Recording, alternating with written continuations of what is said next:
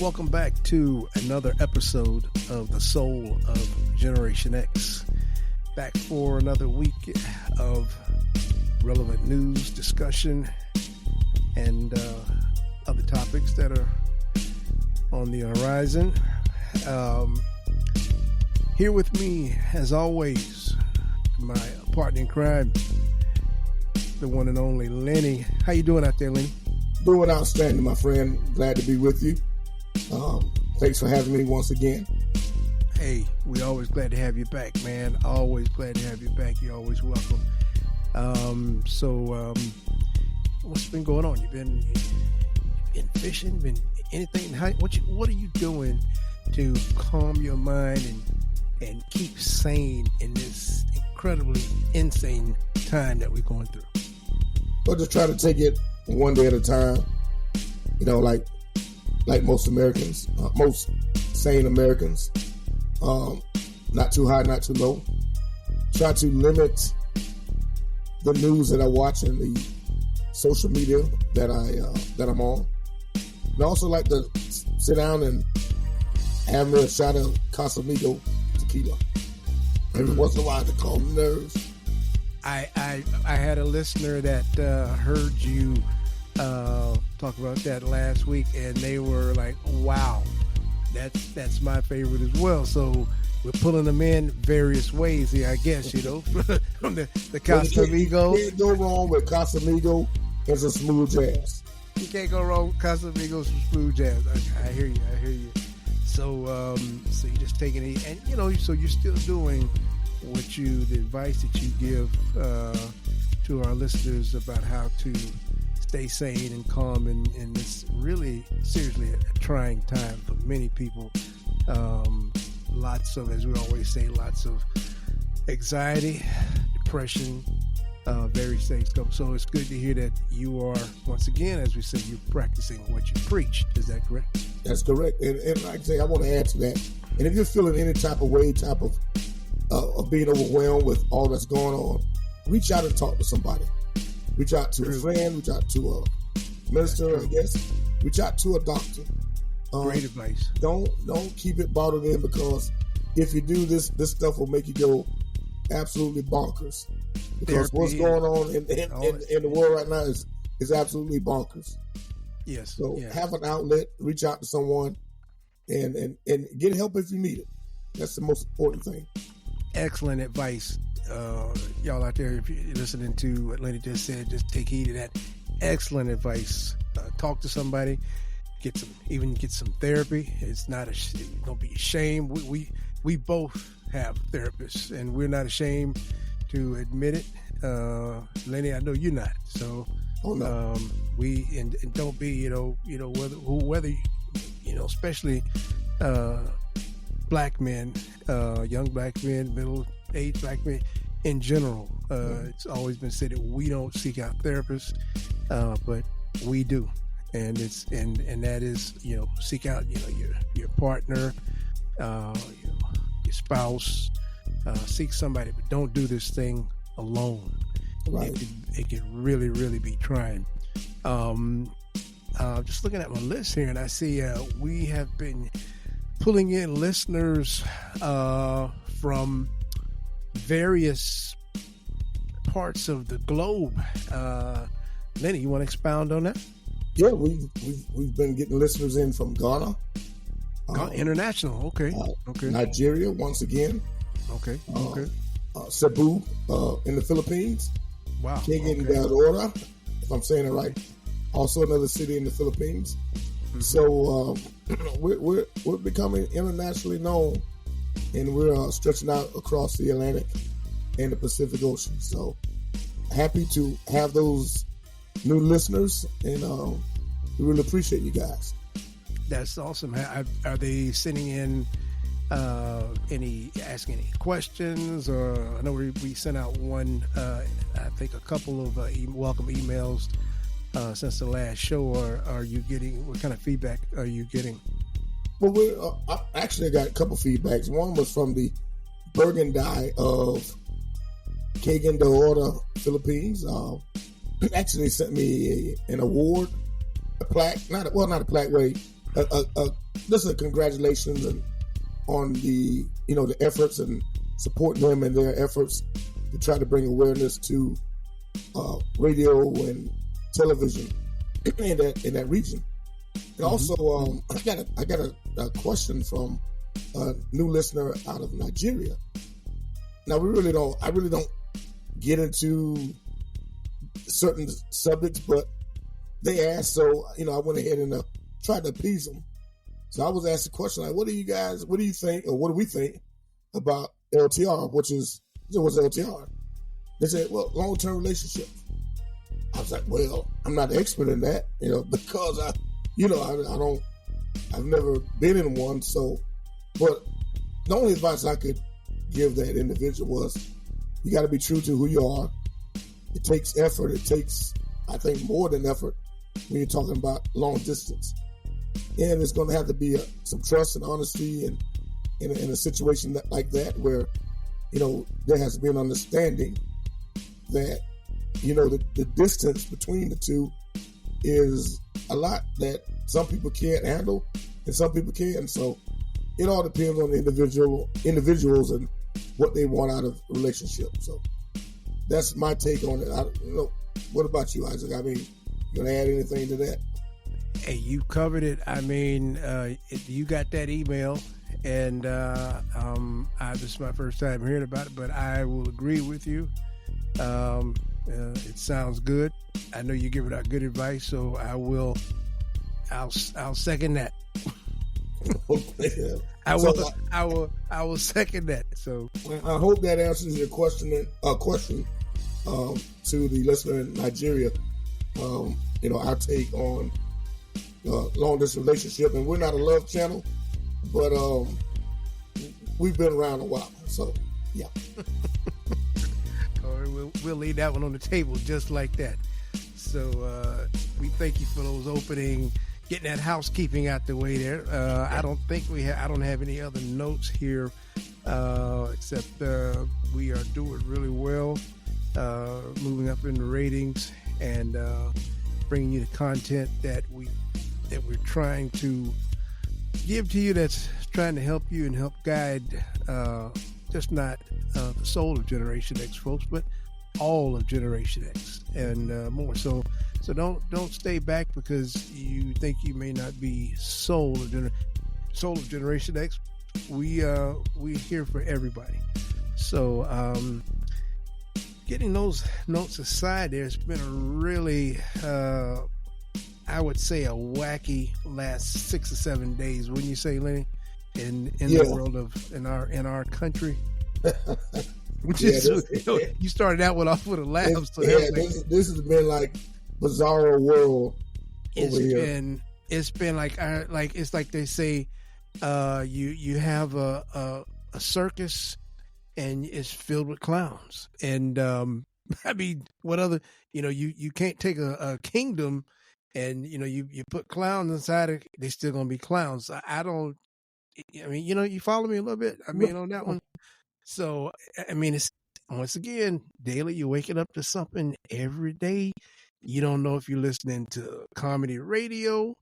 I think some people even say they see certain articles, and I know you're familiar with The Onion, that they do yes. Plays on different things, just comedy. But it's gotten so bad that people say they can't tell Onion news from real news. Right.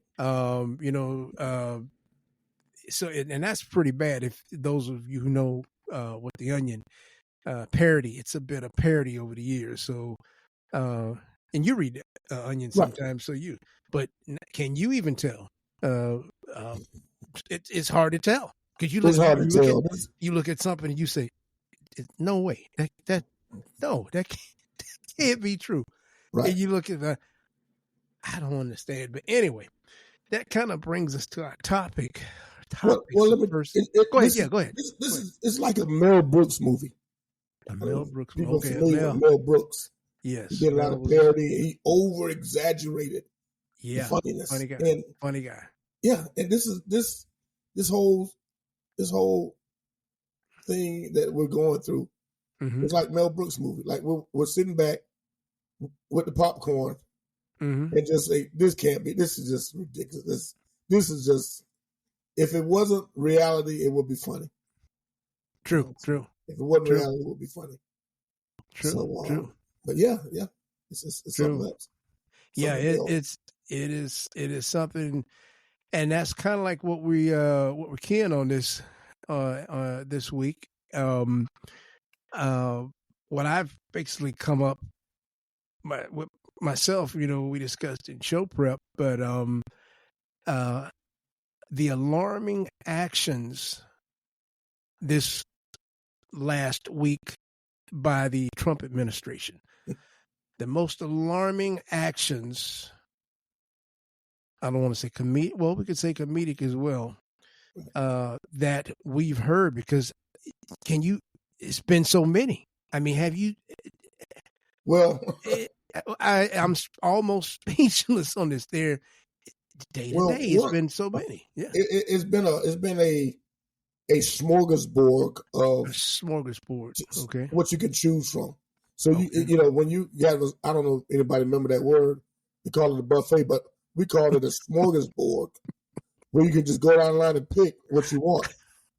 So you pick which one is the most. I'm just get into it. Get into it. So Go ahead. the Pope just died last week. Oh God. That's the Pope. He's been around a long time and he did a lot of good. The Catholics. I'm not Catholic, so I won't pretend to know all I need to know about their ways and their rituals and everything. But I know the Pope. He was a decent human being. He tried to bring peace in the world and a serious guy. He had he talked about serious issues. So our vice president went over on Easter Sunday and visited with the Pope, and the next day the Pope was dead. Now, I'm not saying that the vice president is a bad omen, Coach. He could be, or could not be. But all I know, when he left, the man died. It wasn't 24 hours later, he was dead. Yes. So maybe that's the Trump effect. I don't know, and I'm not making light of it. But, so less than a week, I don't even think a couple of days went by. So 47, and that's what I call him, 47, retweeted a picture of him as the next Pope. Now, I saw that. That's as low as when you think somebody can't get any lower. When you think somebody's crawling on their belly already, it got worse. It got lower, and it's a shame.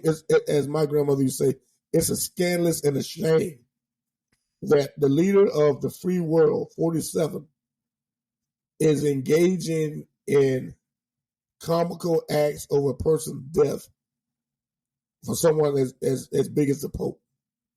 Now, like I said, I'm not Catholic, but I'm sure it was offensive, very offensive, highly offensive to the Catholic people. Here they are, the leader of their religion, just passed away the day after the vice president visited with him. And 2 days later, you got the 47 dressed up, tweeting out, retweeting pictures, 2 o'clock in the morning with him as the next Pope. Now, he said he didn't know anything about it the day after. But then he turned around and thought, my wife thought it was pretty funny. With her herself being a devout Catholic, I don't see how she could have thought that was amusing. So, I sympathize with the Catholic religion, the people who are Catholic.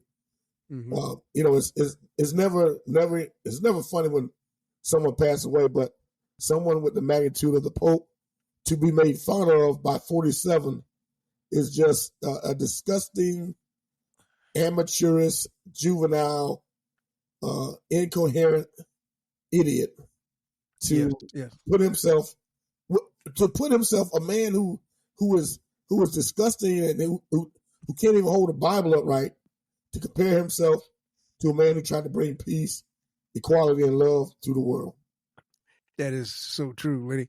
Now, Lenny, let me ask you this, adding in to a side note of what you just said. I've heard a lot of people backlash from a lot of people saying that they haven't heard enough from the Catholic community about this. Okay, various senators, various representatives, various world figures, people, celebrities in general. Why have we not heard the proper backlash that we should have heard about? Why are they scared of this man or what? What's going on? Well, the Cardinal of New York, he spoke out very strongly of Donald Trump, 47's antics. He spoke out very strongly, and I've heard, and I've read and I've seen and heard a lot of Catholics who really took offense to that.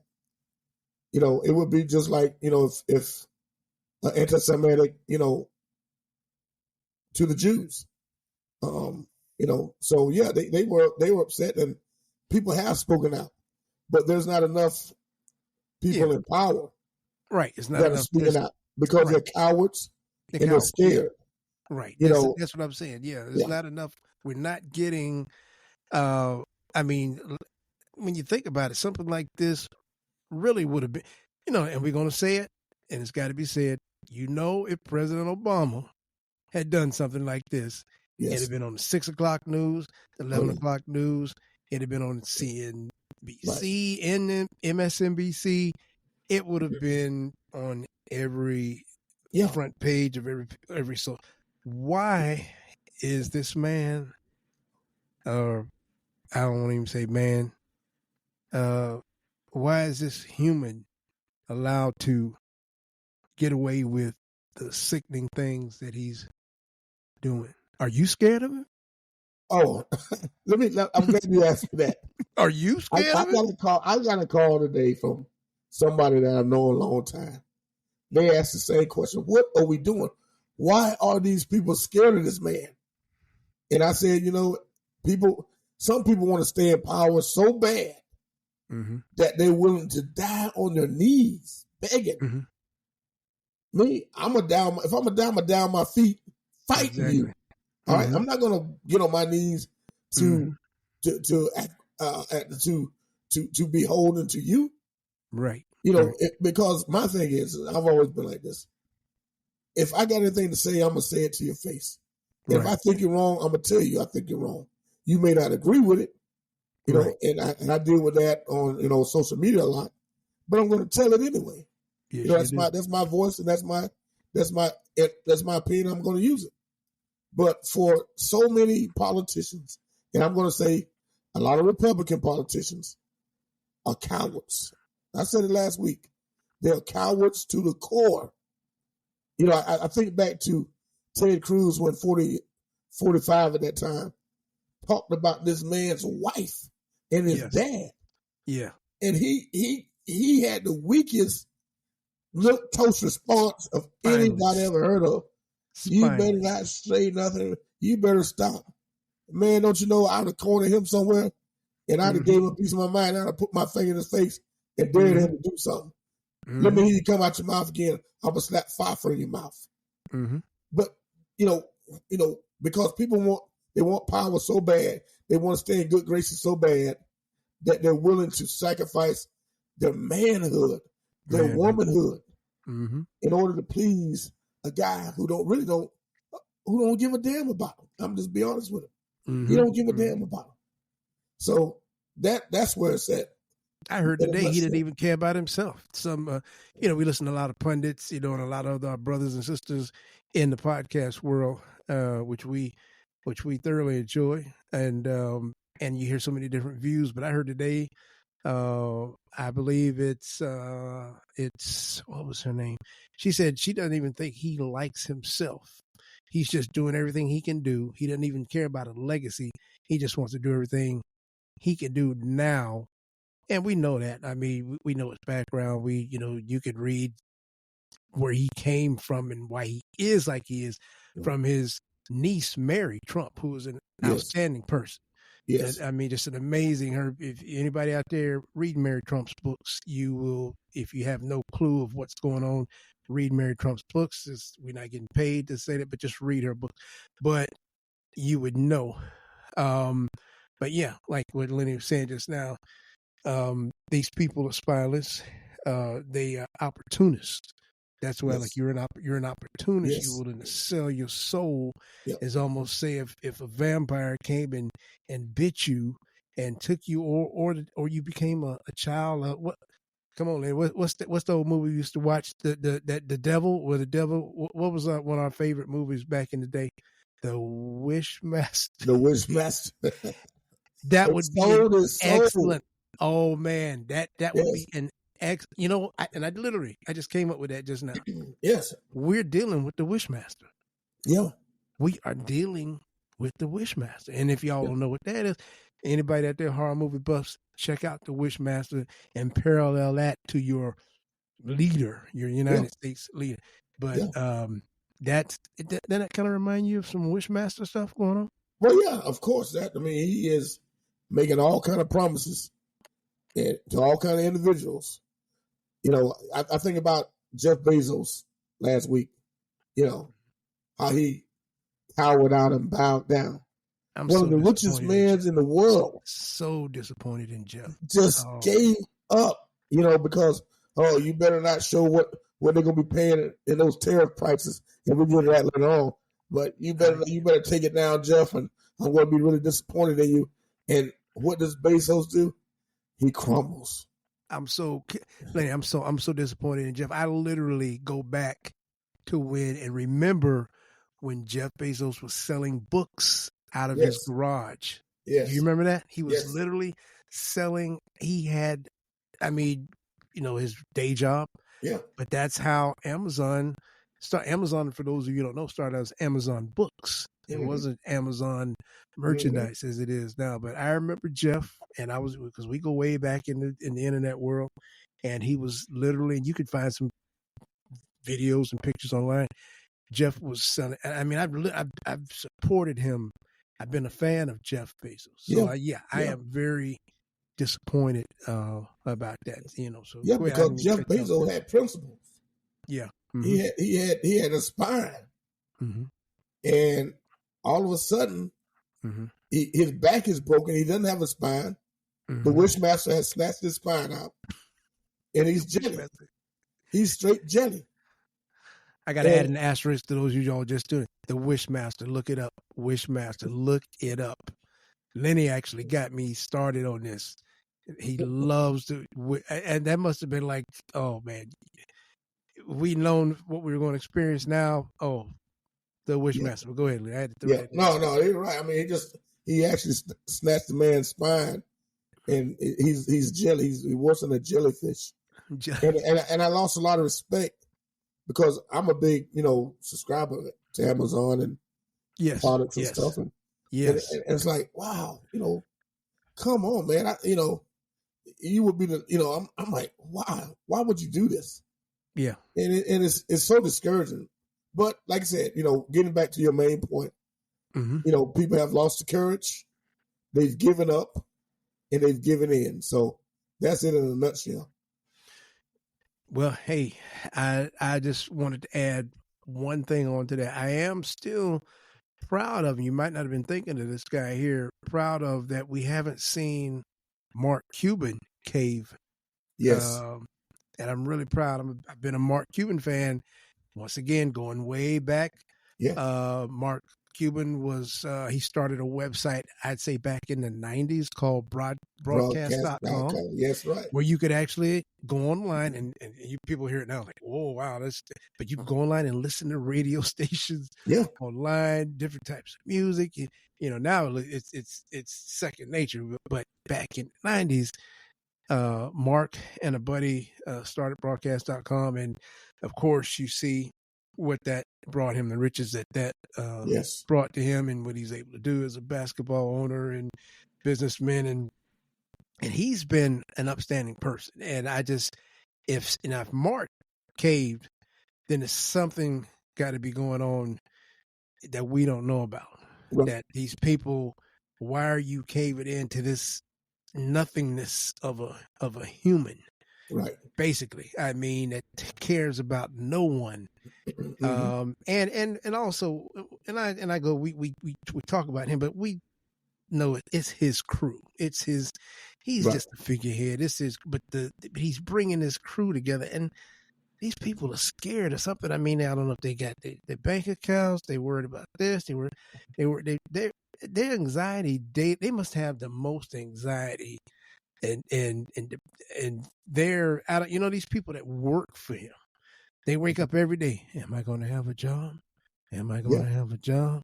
I got to follow this man. I got to do, okay. I got 4 kids. I got them in private school. Okay. I'm gonna go out here and and just do wrong today, knowing that it's, I mean, what is in their mind? Yeah. You just wonder. Right. So, you had something to add on that? Huh? Well, I just want to say one other person that 47 has not even attempted to discredit, and that's Warren Buffett. Yes, Warren Buffett. I don't think Warren Buffett would have the nerve, even in his elderly stage. Now, he's still a Yeah. very sharp. 94 years old. Yeah, and still lives in the same house Yeah. for 60 years, I think. Yeah. He's living in the same house 60 years, drives a Cadillac he's had for like 25 years. Yeah. His wife, Yeah. I just read this other, but I mean, I've been a Warren Buffett fan. Right. But yeah, he I guess in the world of, like somebody say, Star Wars, he is the ultimate the Jedi. 'Cause Right. you won't hear. I've never heard No. Warren Buffett in any of this mess. And just to say this, yes, I was listening to Warren Buffett at a Mhm. conference he was at, Really? and Okay. he trashed 47th, the tariffs. When was this? When was This when was was this was Sunday, and I heard it Monday. I watched the this? Oh, rebroadcast of it, and he didn't even call 47's name, but he trashed his policies. wow. And 47 never said one word.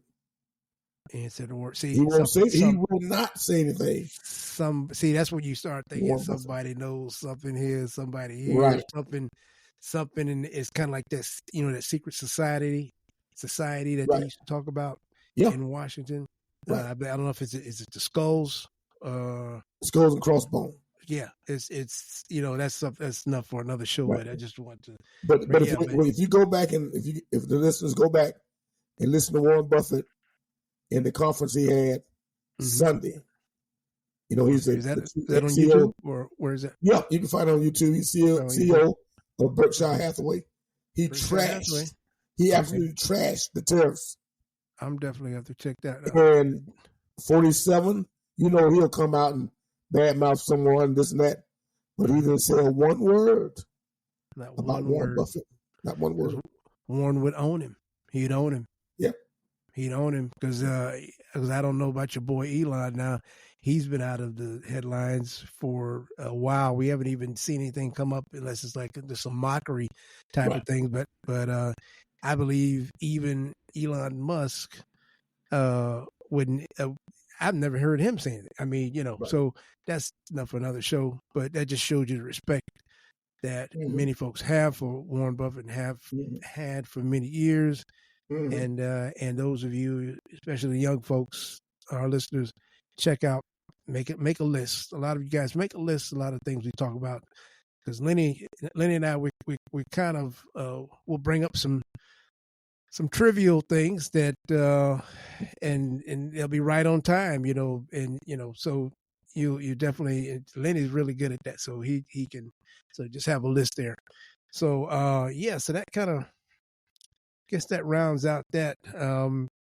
Moving forward, I've been looking at in our quest of as we say, unusual, controversial things that your leader has been involved in.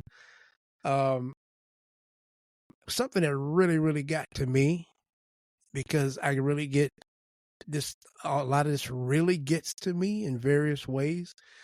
But I'd say probably the most unsettling statement that Lenny likes to say, 47. I will say his name because I'm not scared of him. I'm just going to say it. And Lenny ain't scared of him either, but he just don't want to. But Trump, your fearless leader, I'd say probably one of the most unsettling statements that he made last week is whether he's actually obligated to uphold the U.S. Constitution. And this wasn't a slip.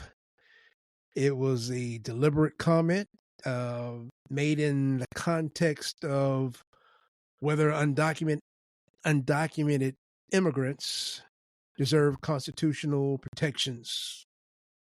You know, and I'm sure many of you heard that. Lenny, you heard it. I'm Yep. sure you were. I know you were appalled when you heard this. I mean, Oh, yeah. I can see your face. Oh, yeah, no doubt. Hearing that, and I believe when he was asked that, was it Kristen Walker that Christian asked Walker, that? yes. Yeah, Kristen, yeah, a fine, very fine, and outstanding journalist. And when I heard this, I thought it was a parody. I thought it was a Saturday Night Live skit, and I had to replay it. Oh, I think it was on YouTube.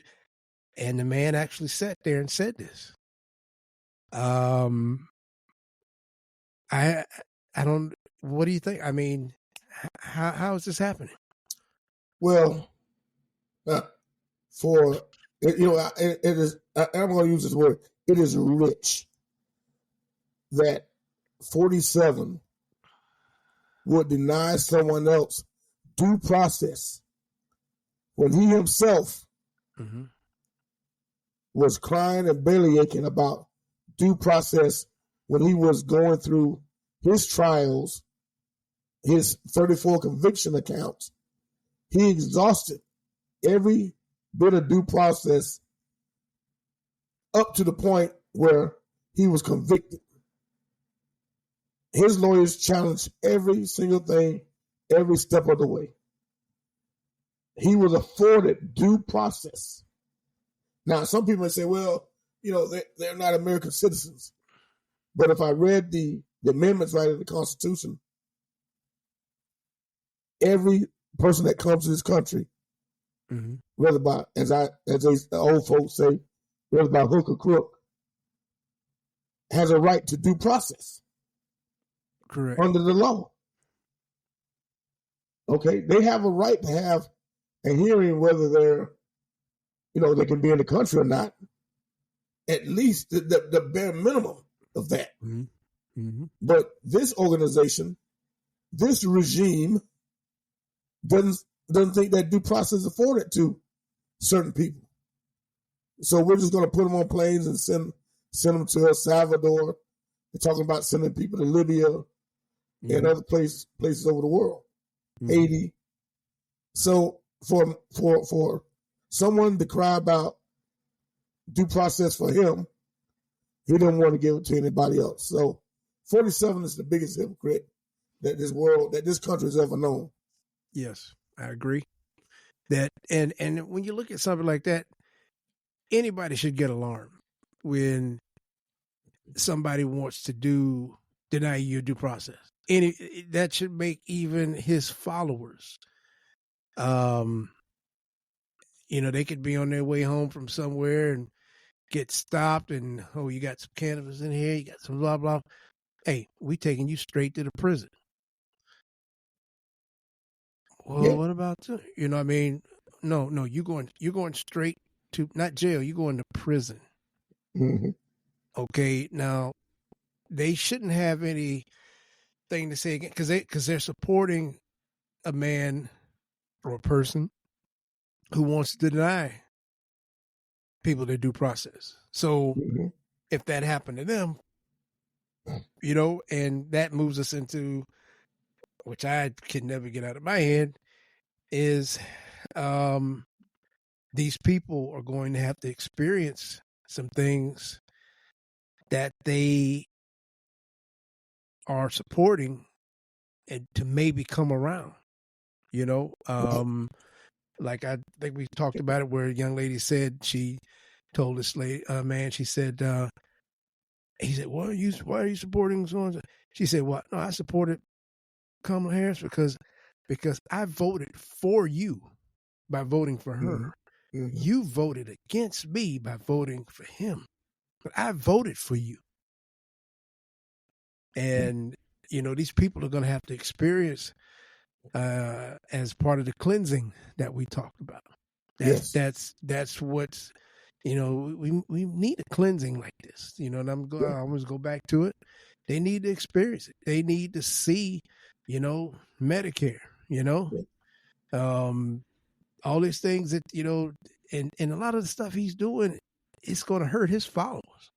Yeah. A lot of, and it, it's already started with the farmers, but it's going to hurt a lot of his, so they need to experience some of these things to see what they are supporting, because it was like, oh, I didn't think it was going to affect me, Right. but it is affect, and it's going to get, as coming up later, Lenny's going to fill us in.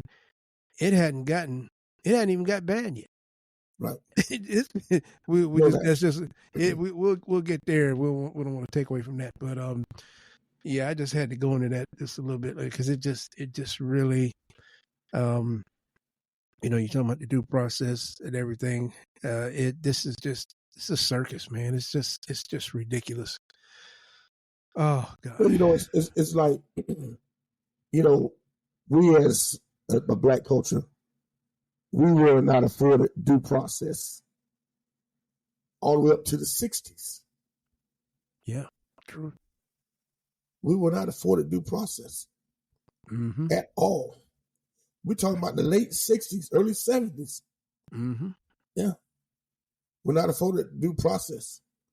By the hard work and effort of a lot of blacks and a lot of good whites. Yeah. Mm-hmm.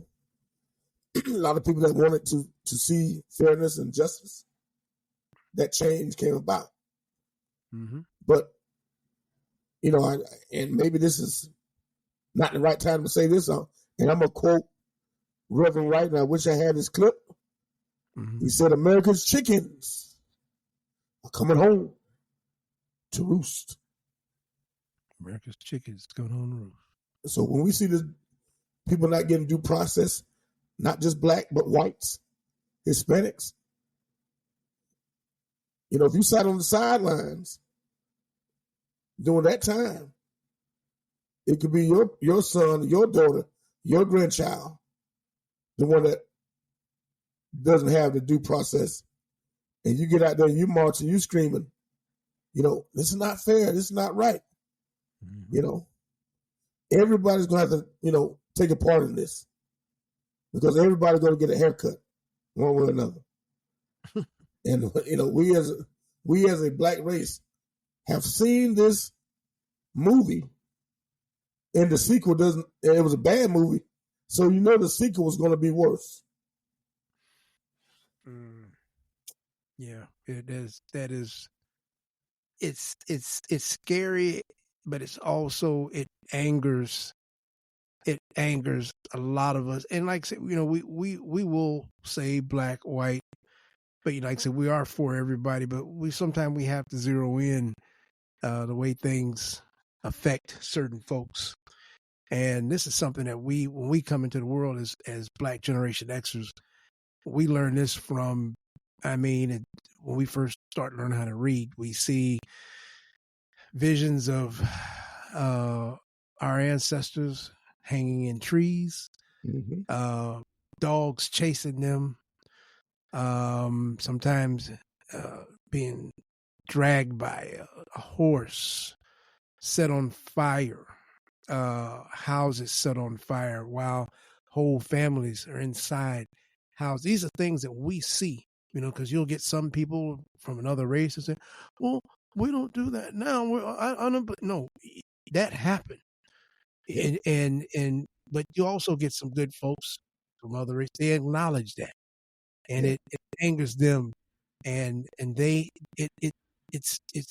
feel ashamed, which I would feel ashamed as well if we were in that situation. Yeah, if the roles were reversed, to know that my people did something like that, because we're not about that. We've never been about that. Nope. And it's to see that we could possibly, which a lot of people think we've already started going back that way, Mm-hmm. even though a lot of these things are just executive orders, but to even hear that on the screen, to hear your children, your grandbabies, to hear this kind of stalkery, as you used to Mm-hmm. say back in the day, Yes. and to, to to hear that, to see that it's scary, but scary angering. Mm-hmm. And we as Black Generation X or men, we, as they say back in the day, we start to bowing up, Mm-hmm. and we take every day bowing up. We go into protect mode, Right. and it's unless you really experienced something like that, and that is not like we were there, but in talking to our ancestors, even talking to, like, I had some white gentleman I used to work with, awesome, just a great guy, just a great human.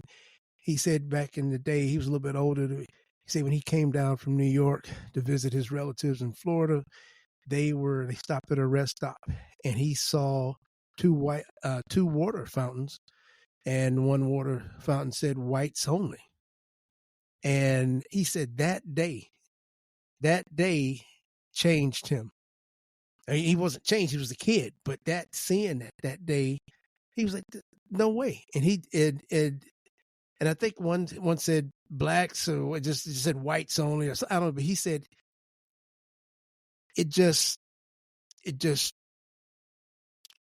his mind was just, and he was, when he told me this, he was like 60 something years old, and he, you know, people have experienced these things, and to getting back, like I said, going back to what Lenny said, due process, um, it really is mind blowing and scary, angering. So that's something that we definitely need to continue to talk to each other about. No doubt. No doubt. And because unless you know about it and have felt it through your ancestors as we have, you don't know the feeling. You don't know the feeling, That's right. and you think about your kids, your grandbabies, and you just is this man has got to be stopped. His group has got to be stopped. Right. His regime has got to be stopped. Yes. This is tyranny. This is I mean, this is like the worst movie that you could experience with and we've seen a lot of those movies. You know, we've heard we heard those dogs barking, and you get that picture of Soldier of the Truth and the Underground Railroad, and you just wonder, like, what would I do? What would I do? Right. What would I do? And that's a bad feeling to have in 2025. Well, I mean, Anyway, like I say, real quick, America had a choice. They were warned, yes. don't go down that dark dirt road because the guy down there with a hatchet is going to chase you and try to cut your head off. Don't go that way. You might not like this one, but it's safer. It's a safer route for you to go.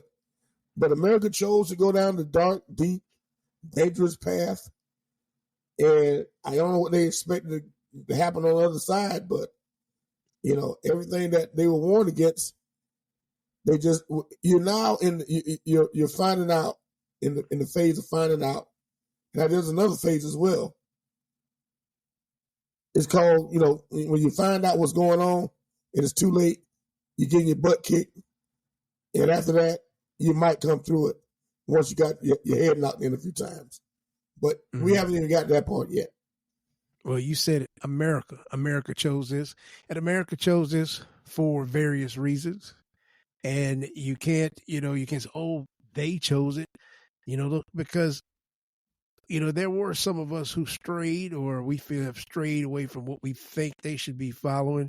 But we don't make up that large of a population here in this country. You know that. So we know who chose it, and we know why they chose it. Right. It's nothing to say that we're hiding or biting our tongues about it. They chose it because, what is it that saying? It said, not all Trump supporters are racist, but all racists are Trump supporters. Trump supporters, right? Yeah, figure that one out. Figure that one out.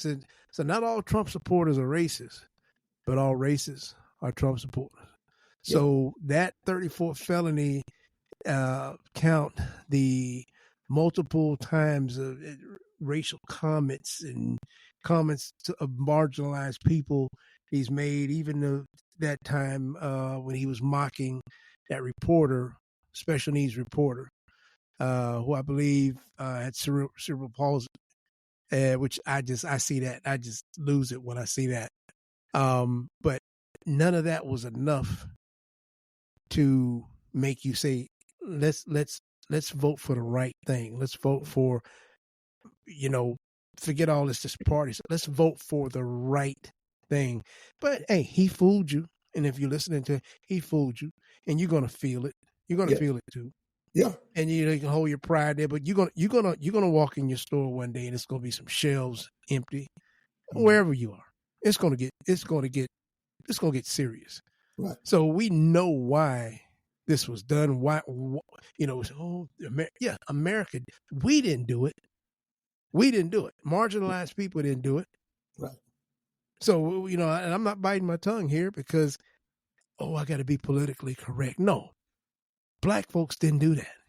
Mm-hmm. People did this with racial problems in their quote unquote hearts.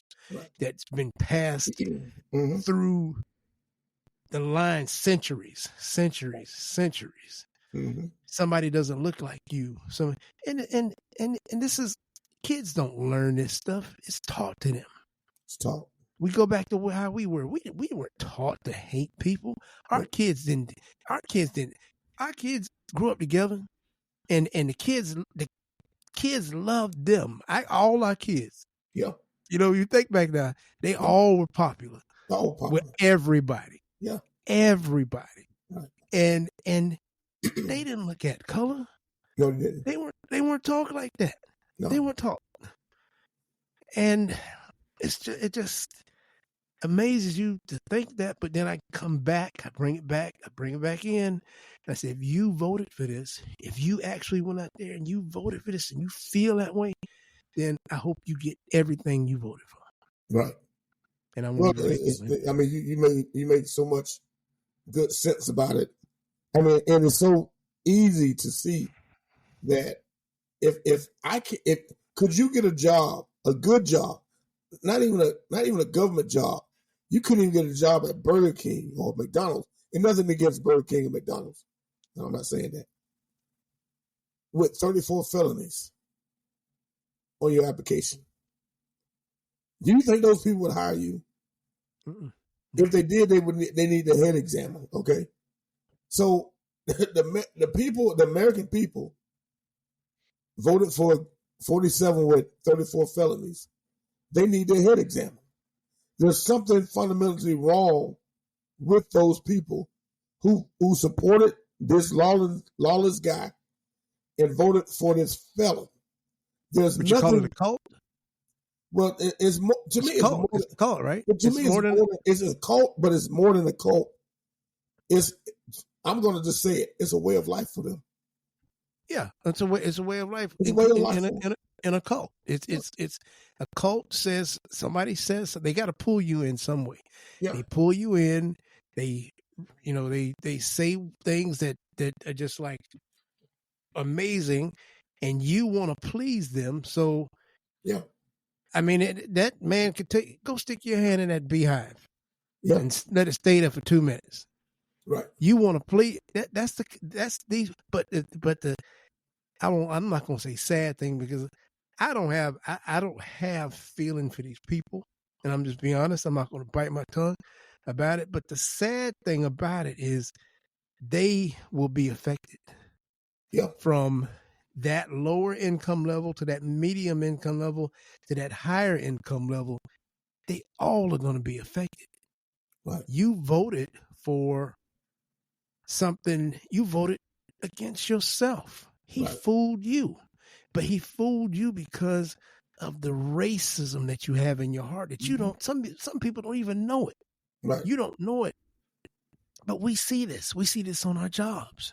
People look at you a certain way, like, hey, you shouldn't be here, or why are you here? You can sense that sometimes. Oh, yeah. But that racism, that hate in your heart came up to where, no, I ain't voting for that black woman. I ain't voting for no black woman. A white woman, I ain't voting for no black woman. You crazy? I ain't voting for no black woman. They don't like her. And then, man, I mean, I can't. It's sad to say, even though I know there's some good folks out there. That particular MAGA man voting for Kamala Harris. Okay, all right. Vote. Here it is. Vote left hand. Vote for Kamala Harris. Right hand. Lose your farm that you've had in your family for 50 years. What do you do? What do? You vote and lose your farm. Yep. Now you claim you feel bad. And you wish you hadn't done it. But now you lost your farm because all your workers, your quote unquote undocumented immigrants, they're gone. Your crops, as you said, rotting in the field. Rotting in the field. But you voted for that. Right. So you deserve it. Yeah. You deserve it. You voted for it, you deserve it. Right. And I don't bite my tongue saying it. And I'm not, you deserve it. You were told. So the day after the election, 50% of the people in this country got up feeling good, beating their chest, felt proud of what they did. Yes. They were ecstatic. So that the wish master, they didn't know it at the time. We got to do a show. We got to do a show on the Wishmaster. They didn't know it at the time, but I wonder how those people are waking up now. I wonder how do they roll out of bed and open the curtains and say, "What a great day! What a great 47 we got in office." The sun is shining. I'm looking out over my fields. I'm not seeing I'm looking at the crops and the ears of corn rotting out in the fields, and no one's out there to pick the tomatoes and the sweet potatoes. They're rotting in the ground. Blueberries, yeah. Blueberries going bad. They don't have that good gushing of feeling now. And you know what? Like you said, to your point, it's hard to get sympathy from me. It's really hard. I have none. It's really hard. I have no sympathy. I don't wish bad on anybody, but it's really hard when you forfeited not just your future, but your children and your grandchildren's future. You put you rolled the die, as they say, and you came up snake eyes. Beretta had a show. Remember Beretta? He said, "If you can't do the time, don't do the crime." Don't do the crime. There was also another part of that. He said, "Don't go to bed with no price on your head." Yeah. And he said, "Don't roll the dice if you can't make the sacrifice." Beretta, the cop show from the 70s we used to watch. Really good show. Yeah, that was really good parallel there, Liddy. Yeah, I mean, I think of some of these people, and you started out, you're saying they wake up and they're looking at their crops, but bring it in, let's reel it in a little bit even further. That guy that's sitting behind that computer, that's doing that programming, that guy that's managing that Fortune 500 company over here, and he's going to be doing the same thing too. He didn't have crops, but he won't have shelves full that those crops would have been on. Right. So they're going to feel it too. Well, he won't be able to take that. He won't be able to take that big boat out into the water with those two big Yamaha 550 engines on the back. Them Evinrudes and go out there on the water all day long. Them twin Evinrudes on the back just swinging. Yeah. Take it out there and probably run out of gas. Pulling with that dually, that brand new dually truck you just went and financed. Yeah. Yeah, Yes. yeah. Yes. You're gonna feel the Yes. squeeze. Well, he might do it, but when he get back to the house, Yeah, Mama gonna be there with the groceries. You said you was gonna bring some groceries back, right. We can't eat but fish every day. yeah, but she gonna go back. She gonna look in the back of the boat, and it's gonna be cases of bush sitting in the back there. Right, I mean, so Mama gonna be upset. right. Well, I went by the store, and there wasn't nothing there, so I just went fishing. Yeah, we're just So, going to refinance the house, and oh my, yeah, exactly. So yeah, it's gonna be more yeah, than those farmers. It's going, and then some people, like I heard a guy say today, they're so proud. yeah, They're so proud that they could be just lying on the ground with nothing, and they say, "Would you have voted for Kamala?" yeah, And they won't say anything, but yeah, they proved it. They proved it. They proved it. yeah. And let's be fair about it. They managed to finagle some marginalized folks in there. Oh yeah, A few black folks, some Hispanics, yeah, even some LGBTQ folks. yeah, And a lot of the LGBTQ part of the margin, they are upset with each other. I mean, I've seen one is, how could you do that? How yeah, could you? And which I believe one that comes to mind would be Jenner, Caitlyn Jenner, or Bruce, yeah. Caitlyn Jenner, who I Bruce hear Jenner. a lot of Yeah. who had a lot of transgender folks say that they don't look to that person, which that person is really turned them off or doesn't represent, so they don't Right. care too much. But I've heard that so many people from across the board, did throw their votes in it. But we must make this clear that 60%, 60 to 65% of Caucasian men and women voted for this. Yeah. Which brings in that thing of a systemic thing. Systemic. You can watch us put on that jersey and put those pads on that helmet and run that end around or run that 22 blast through the middle and make that touchdown, like what we used to do back in the day, and go around that corner there and on that slant end, and and then you can watch that. Right. And you can watch that guy go to that corner and hit that three all day. Right. All day. Steph Curry all day, all night. Right.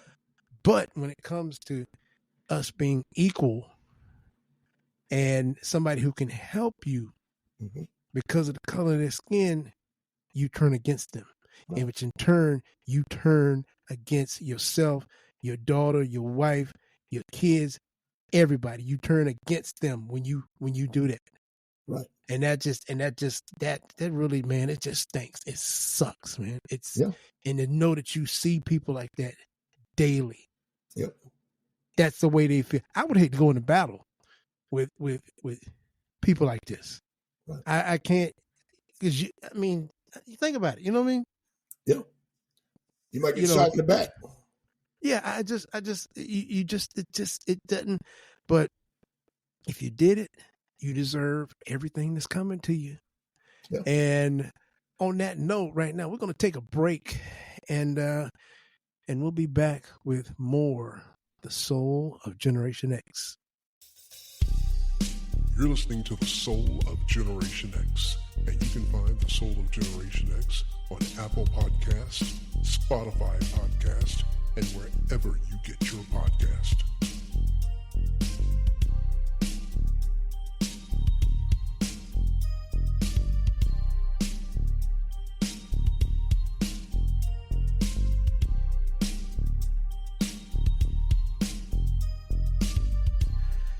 Welcome back to The Soul of Generation X.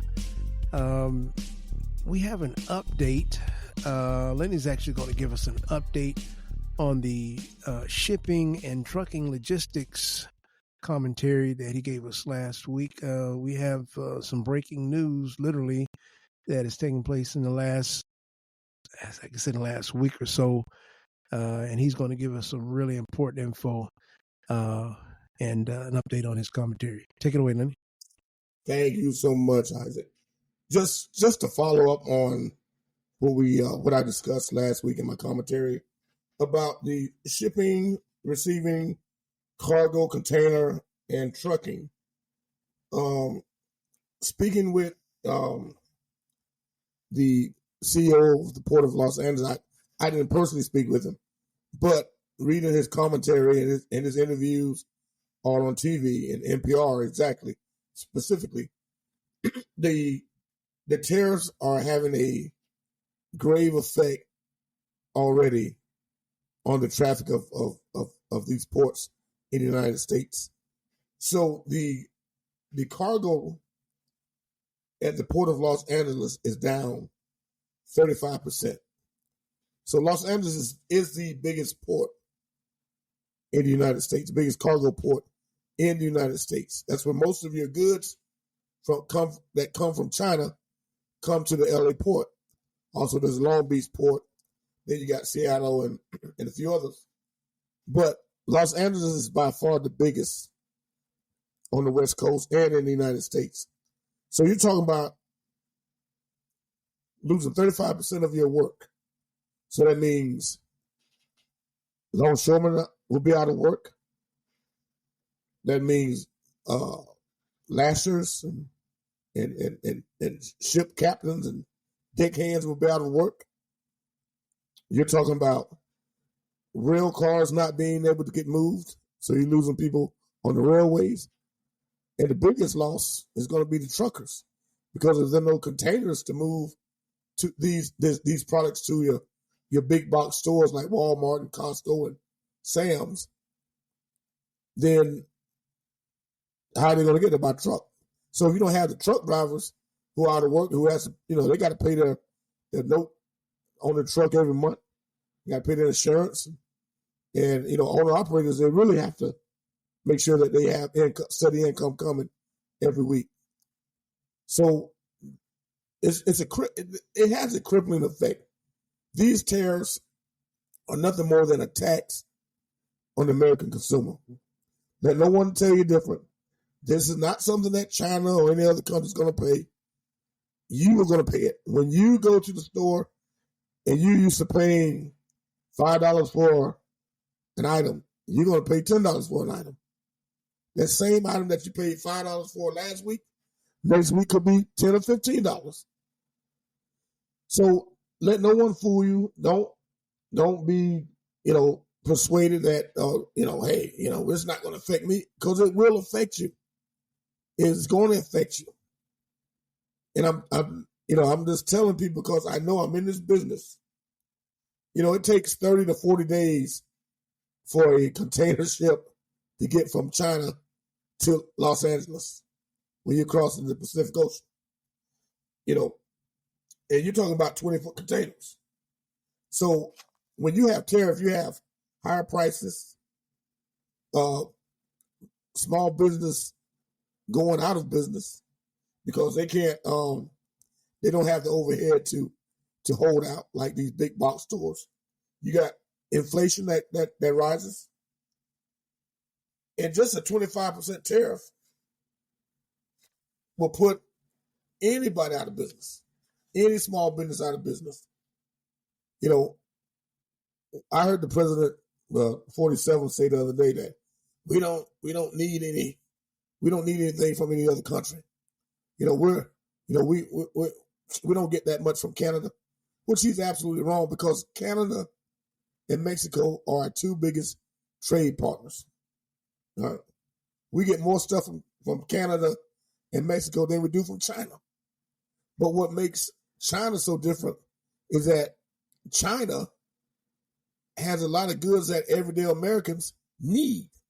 You need computer chips. You need paper towels. You need bottled water. You need cans to put sodas in. All that stuff is made in China. So when you talk about putting 145% tariffs on anything coming out of China, these big box stores aren't going to pay it, because it's going to eat at their bottom line, and their shareholders are the ones who's going to be kicking and screaming that they're not making any money. So, it's frustrating because you hear the lies that you see on some of these news outlets that are just lying for 47 and lying for the president. They're not telling you the truth. But I'm just here to tell you that, tariffs are going to hurt the average American. Unless you're making a whole bunch of money. When I'm talking about a whole bunch of money, I'm not talking about just $100,000. Unless you're making over $200,000, $250,000, you're going to feel the pinch. All right, you're going to feel it. So when you start seeing these shelves get empty, as they have already warned, in 3 or 4 weeks, you're going to start seeing less product on the shelves. You're going to see less paper towel, less toilet paper, less bottled waters, less sodas, canned goods. This is real, folks. If you haven't started, and I'm not trying to hit the panic button, but I'm just trying to give you some advice. Start stocking up on essential items immediately. Immediately. Those of you who have been through a natural disaster like a hurricane or a tornado or earthquake, you know how it is when you try to go to the store, nothing's left but a can of soup. And you try to take care of your family on one can of soup. So I'm imploring everyone that's listening to us here in this country, stock up right away. Don't be fooled by these naysayers that believe in 47. Oh, nothing's going to happen. Because I can tell you this, they're going to be one of the first ones down there hoarding everything up before you do. So get there, get there early, get your items. So you got to survive. You can order these rations where it can last you 30 to 90 days. All right. You're going to have to, spend a little money, but it's going to be well worth it in the end. But I'm here to tell you, I'm here to sound the alarm, folks. This is real. This is serious. Don't believe what this guy's telling you, because 47 hasn't done anything in his whole life but con people and lie to people. We think about COVID. Oh, COVID, you don't have to worry about it. It's just a cold. We got it under control. Over 1 million people, maybe 5 million people died. But you cannot listen to a guy that's a con artist. I hate to see you in the bread line scrapping for food if there's nothing left. So I ask that you stock up, keep listening to credible news sources, NPR, some of these outlets on YouTube. Listen to our program, because we're going to give it to you straight. But I just don't want you to think that this is something that you're not going to be affected by, because you will. And that's what I have to say about that, City. Awesome commentary, Lenny, and we'll be right back after these messages.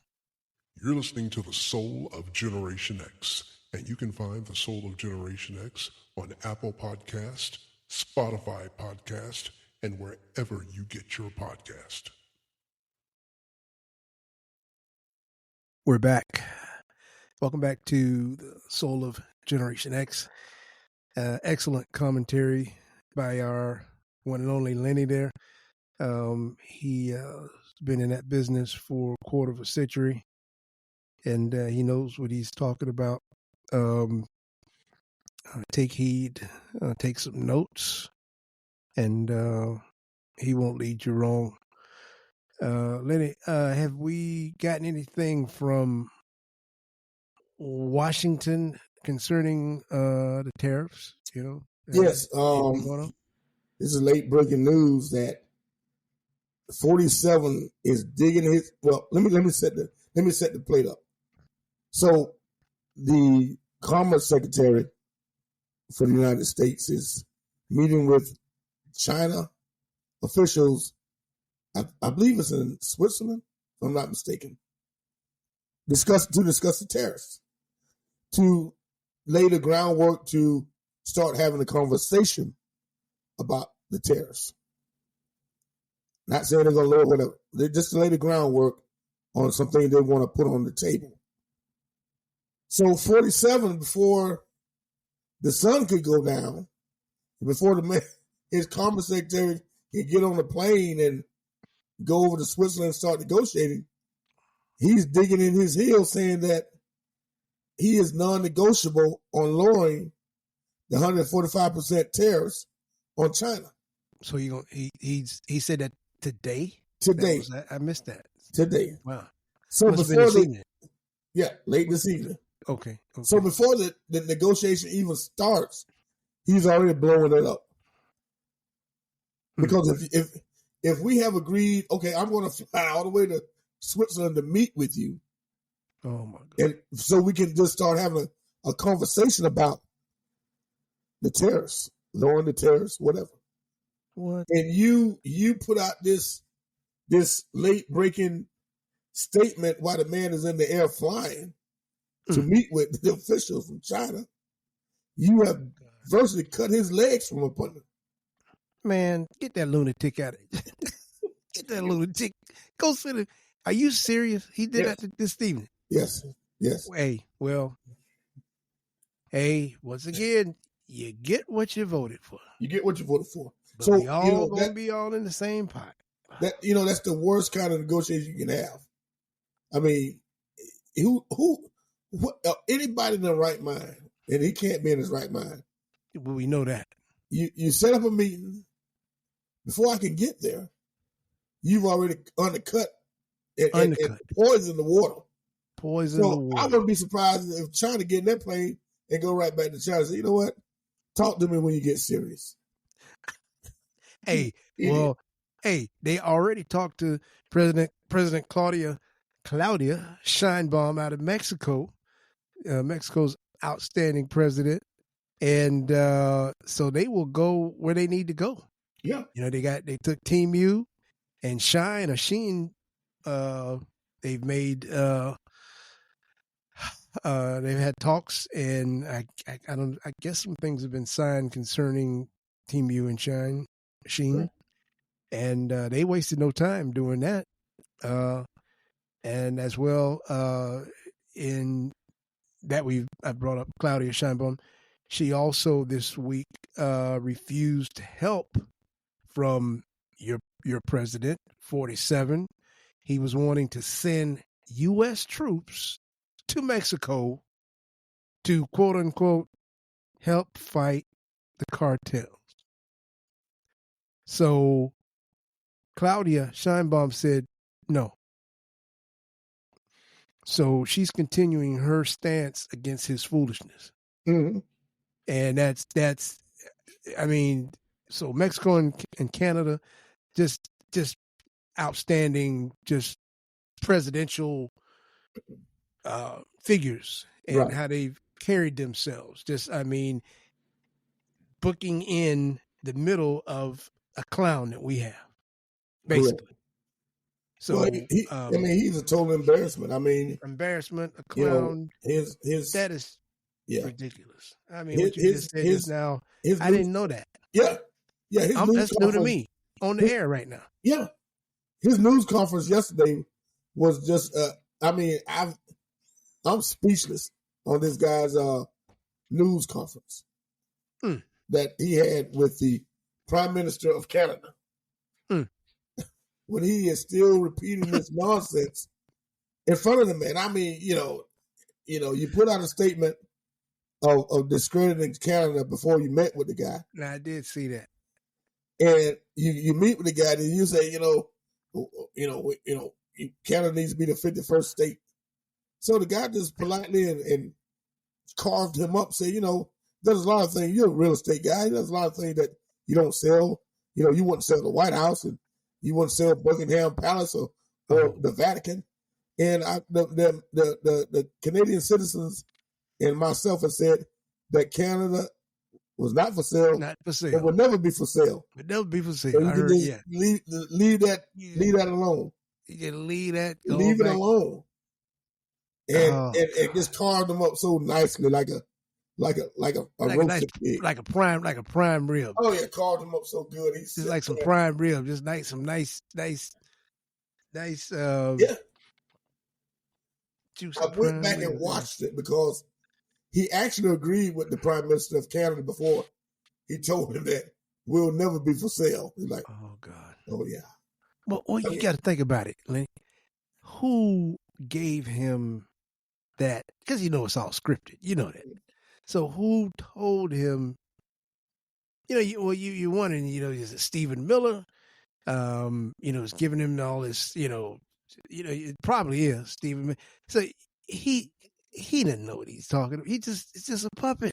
Yeah. So, but still, but at least when you're gonna have a puppet, make the puppet look like he got some sense. Yeah. You know. Yeah. You know, since we were talking about real quick, since we were talking about scary movies, you remember the movie Magic with the puppet? Oh man, that was yeah, that was wild. Yeah. That's psychologically. Yeah. Oh man, yeah. I don't like puppets now because of that. I don't like. Man, yeah. You had to bring that up. Yeah. You had to go. If you had to go back and watch that movie, because actually the puppet started talking through the man. Yeah. The man became the puppet. Yeah. Yeah. Exactly. Yeah. Exactly. And that is what we are basically dealing with. A puppet. And I say it, I don't really get upset with him because I know it's being fed. It's being spoon fed. But you think about it. If you're going to spoon feed something or somebody, spoon feed something with some sense that even looks it looks like acts like they got some sense. I mean, that's the part I don't understand. What are these people scared of? There's something that's somebody. Does he have something on each one of these people that he could destroy them? You think about it. I mean, you know what I'm saying? Yeah. Think about it. Because you got people like, you got people in the trenches, like, AOC. I love me some AOC. Right. And you got Bernie Sanders, love some Bernie. I mean, you get Jasmine Crockett. Right. They're not worried about nothing, man. They go out, but you got these people, these spineless people, Rubio, all these people that giving up, I mean, advanced degrees that they've had, even being Republicans, and you don't always agree, but they're doing what's right for their constituents, which is what you're supposed to be doing when you're a politician, right? Right. But you got this, they're playing to this clown, man. Yeah. And like I said, if you hear us saying this, anybody, I don't care if you're a supporter, you're not supporter, read Mary Trump's first book on that family. And that will tell you everything you need to know why we're experiencing what we're experiencing. Right. Well, we talk about, we try to compare this to the Jim Jones and Ghana. Right. But the difference with Jim Jones and 47 is when those people got over there to Guyana, if I'm saying it right. No, you're right, Guyana. They were forced at gunpoint. Yeah. To drink the Kool-Aid or the punch or whatever. Punch, whatever it was. They were forced at gunpoint. True. All right. So when they got over there, they realized that, wait a minute, something not right here. But so if they tried to run, they got shot. So they were actually forced to drink it. That. So the regime cult that 47 has, these people have volunteered themselves. We think they volunteered. They volunteered themselves. But what I'm saying, think about that. We think they volunteered. It's something, all these movies we watch. It's something in the mix. It's something it's not right. It's something in the mix. These highly intelligent people, which a lot of them are highly intelligent people. They volunteered. I think about the Christian nationalists, the Christian, so-called Christians. That's the first group he got. They volunteered themselves. Yeah, that's to be deceived, to be taken in by the wishmaster. They fell for it. They got taken in. They brought the devil in the church. Is that what you're saying, Lynn? They I'm brought not saying the devil. they acquiesced. What's that about? They let him in. They let him in willingly. Open the door. They opened the door and say, "Hey, come on in, man, because you know what? Because you speak in our language. You like what you're saying. Yeah, come on in. Yeah, we're gonna bypass and not look at our values. Yeah, we're gonna be quote unquote Christians, but as our brother would say, there's a difference between a Christian and a Jesus follower. Yeah, if you're gonna be they're not Jesus followers. No. They're pulling the word Christian in. If you're going to be like Jesus, you follow Jesus. Right. Jesus wouldn't. So are you a Jesus follower, or are you a evangelical Christian that you make up your rules as you go? Right. So they're not Jesus followers. Right. That's why I look at it now. Yep. So we used to have a word for them back in the days. These pastors and preachers come up. We used to call them jack leg preacher, or that jack leg pastor. You know? Okay. Yeah. So I have to put the same label on some of these people that are so-called Christian, because my thing is, and to your point, would Jesus follow Donald Trump? No. Well, actually, I take that back. Jesus would bring him in and say, "Brother, come here. Let me cleanse you." Jesus wouldn't, because when you think about it, Jesus was in the bars. Jesus was in the strip clubs. Jesus was in the whole house, as they say. Jesus was on the side of the road. Jesus was with the worst. He was with the worst people. So yes, he would say, "Donnie, come here. Let me touch this." Go ahead. I don't want to, and I'm not trying to get off too far into the religious part of it, but I'm not trying to speak for Jesus, but I don't think that Jesus would want to be fooled around with the Pharisees and the Sadducees and the rich people. Okay. And I think he would have cast Donnie off like he did the swines and over the cliff. Wait a minute. Hold on now. Wait a minute. Lenny, hold on. Lenny, are you saying, let's get this right. So you're saying that you think Jesus would cast away Donnie, number 47? Because in his present state, he didn't suffer fools, man. He didn't play around with fools. Oh, okay. He beat the people out of the temple for gambling. Yeah. He said it's harder for a rich man to go, it's easier for a camel to go through eye of a needle. Yeah. Because he asked me, he said, "You want to follow me? Get rid of all your worldly possessions." Yeah. Okay. And the rich guy, he went away sad. He's like, "Dang, I got to give this up to follow him." You think Donald Trump would give him all his Bitcoin fortunes and his fortunes, his Trump plazas? Oh God, the Bitcoin. That's the whole humble himself. Thing. Oh my God. No. That's no. He couldn't. He wouldn't fool Jesus. You know, he'd give him opportunity, but the guy like 47 be like, "No, I can't do that. I'm sorry." So Lenny, you're saying, let's get this right now. You're saying that we're dealing with such an incredible lunatic that Jesus, the Almighty Jesus, would cast him away? He would give him opportunity like he gave everybody else an opportunity. But with the narcissistic, the self-absorbed, prideful person that 47 is, he would reject it. He would turn away.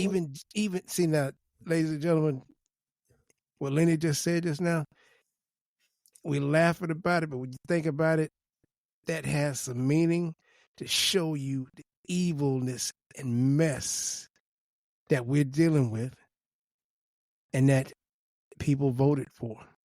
That even Jesus would not want to have anything to do. And you think about that, you say, like, those bracelets, what would Jesus do? WWJD, what would Jesus do? That's like but Jesus would not want to deal. And once again, I'm gonna go back to Mary Trump's book. If you read if you read that book and you relate that to what Lenny just said, I can see Jesus saying, "Man, I don't want nothing to do with this joke. I'm just nah.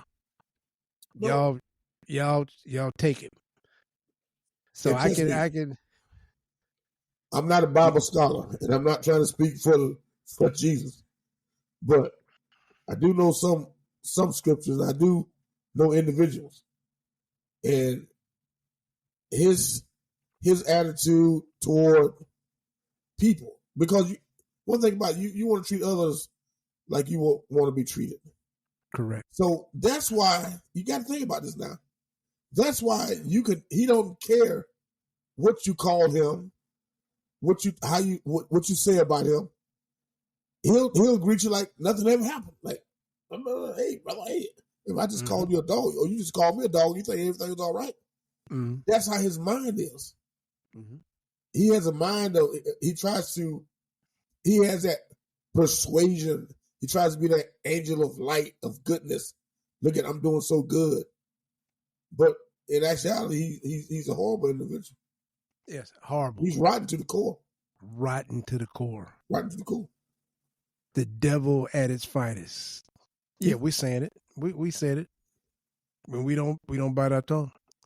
You've brought those of you who are listening to this, who did this, no matter who you are, whatever you look like, you've brought the devil into our house. Yeah. You've brought evil into our house. Like some of the, like I'm a horror movie fan, and sci-fi horror, all that stuff. You let that demon in. Yeah. And he's literally destroying our house, our country. Somebody who cares nothing for you. If you can't give him something, which y'all can't, I don't know if whoever might be, who knows who's this. If you can't give him something, he cares nothing for you, but you cared for him to bring him in to our house. This is our house. But I'm going to go back to what I said. You brought him in. You deserve everything that he brings to you. Right. I have no sympathy for anyone who checked the box by his name. This, I mean, you signed away your standards of living for you and your family. Everybody, you cared nothing. You will profit zero. You will not profit by this. But the cleansing that we need, you deserve it. And there are those of us, like Lenny and myself, we'll go through it. We're ready. We are ready. We've been through things like this. And, in certain ways, storms and various things like that. But we're willing, I'm willing to sacrifice to watch you fall. I mean, I'll call it a cleanse. Maybe it's a cleanse. Because this, I know, in the future will help, or may help, my kids and my grandkids. We need this cleansing. You need to see and feel what you've done. Hey, I don't have to have vegetables. I take my vitamins, and I don't have to have all these fresh vegetables. Like these farmers that already lost their farms, which Kamala Harris helped create a bill to help them, right, Lee? Yeah, that's right. But you voted against, and now you're sitting in the middle of your field on the back of a John Deere tractor with no gas in it, a diesel. That you still got to make payments for? And you get payments on that, on your equipment, on your house, and you're sitting there with nothing. Yeah. So you deserve everything and this in general, anybody. And I'm not saying this to be mean. I'm just saying that this is almost like a Machiavellian type of thing. You after this, you need to go through it. Right. You need to go through it. Cleanse yourself. Your cleansing may cleanse your future generations to make the hearts of your offspring not be as evil and hateful, even though you smile in my face every day. Exactly. So that's something we need to go through. And I'm telling you, Lynn, I'm ready, man. I am. I mean, we're doing what we're doing to try to hopefully help somebody out there, and we bring these things up for discussion because we're gonna, like Lenny said earlier, we're gonna tell you the real deal. Yeah. The news is most of the news, 70, 80% of 80% the news on television, they're not telling you what you need to know. Right. So you're gonna have to go to other sources like us, Yep. other channels, YouTube, podcasts, Yep. because you're not gonna get you're gonna be the wool's gonna be pulled over your head. Yeah. But we hope we don't. But even though I want you to go through it, and I have no sympathy for you, I don't hate you. Right. I don't hate you. I don't hate you. Your brother, your sister to me, your brother, I don't care what color you are, your brother, your sister, I don't hate you, but you need to go through it. Right. Anything, Lenny? No, I mean, you hit the nail on the head. I mean, I would just echo those sentiments that, we don't hate, we don't promote hate, but I'm disgusted with some things that took place, that happened. Your vote, your choices lets me know that, do you really care? Are you really for equality? Are you really for due process? I was sitting there thinking, I said, you know what? We need our own Night Stalker to go into this administration. We need our own Carl Kolchak. Oh man, you bring back Kolchak. Look at it. They're pulling out the trivia again. Look at that, man. To go in and find out what the root cause of all this is, which we know what it is, but we need a Carl Kolchak to find out that evil. Find out what the root evil. Carl Kolchak, played by Darren McGavin. Darren McGavin. But no, what you said was absolutely correct, and we're going to have to hit probably rock bottom. This country is going to have to feel it. And I go back to what Reverend Wright said years ago when they were trashing Obama for going to the man church. America's chickens coming home to roost. We're going to give it to you in layman's term. We're not going to sugarcoat it. We're not going to put a bunch of numbers out at you. We're not going to talk in platitudes. Straight, no chaser, right? Straight, no chaser. Straight like that Casamigo with no chaser. Straight, no chaser. No chasers. So, I just, everything you said, everything that we talked about, I think was on point. We have to be vigilant. We have to understand what the root problem is. And, I'm not opposed to putting the blame on who needs to be blamed for this. Exactly. Lay it at their feet. Lay it at their feet. I hear it, Lenny. I hear it daily from Black podcasters, white podcasters, Hispanic podcasters, real people. This is not a color thing. Our skin may be different colors, but our minds and our hearts are in the same place. Yeah. So I hear the same thing. This is not a racial thing. I hear the same thing. What Lenny just said. We're going to put the blame on who did it. If you're a part of that, you did it. You did it. We're not picking on one group. So that is a great point that you made. I mean, because I hear that daily.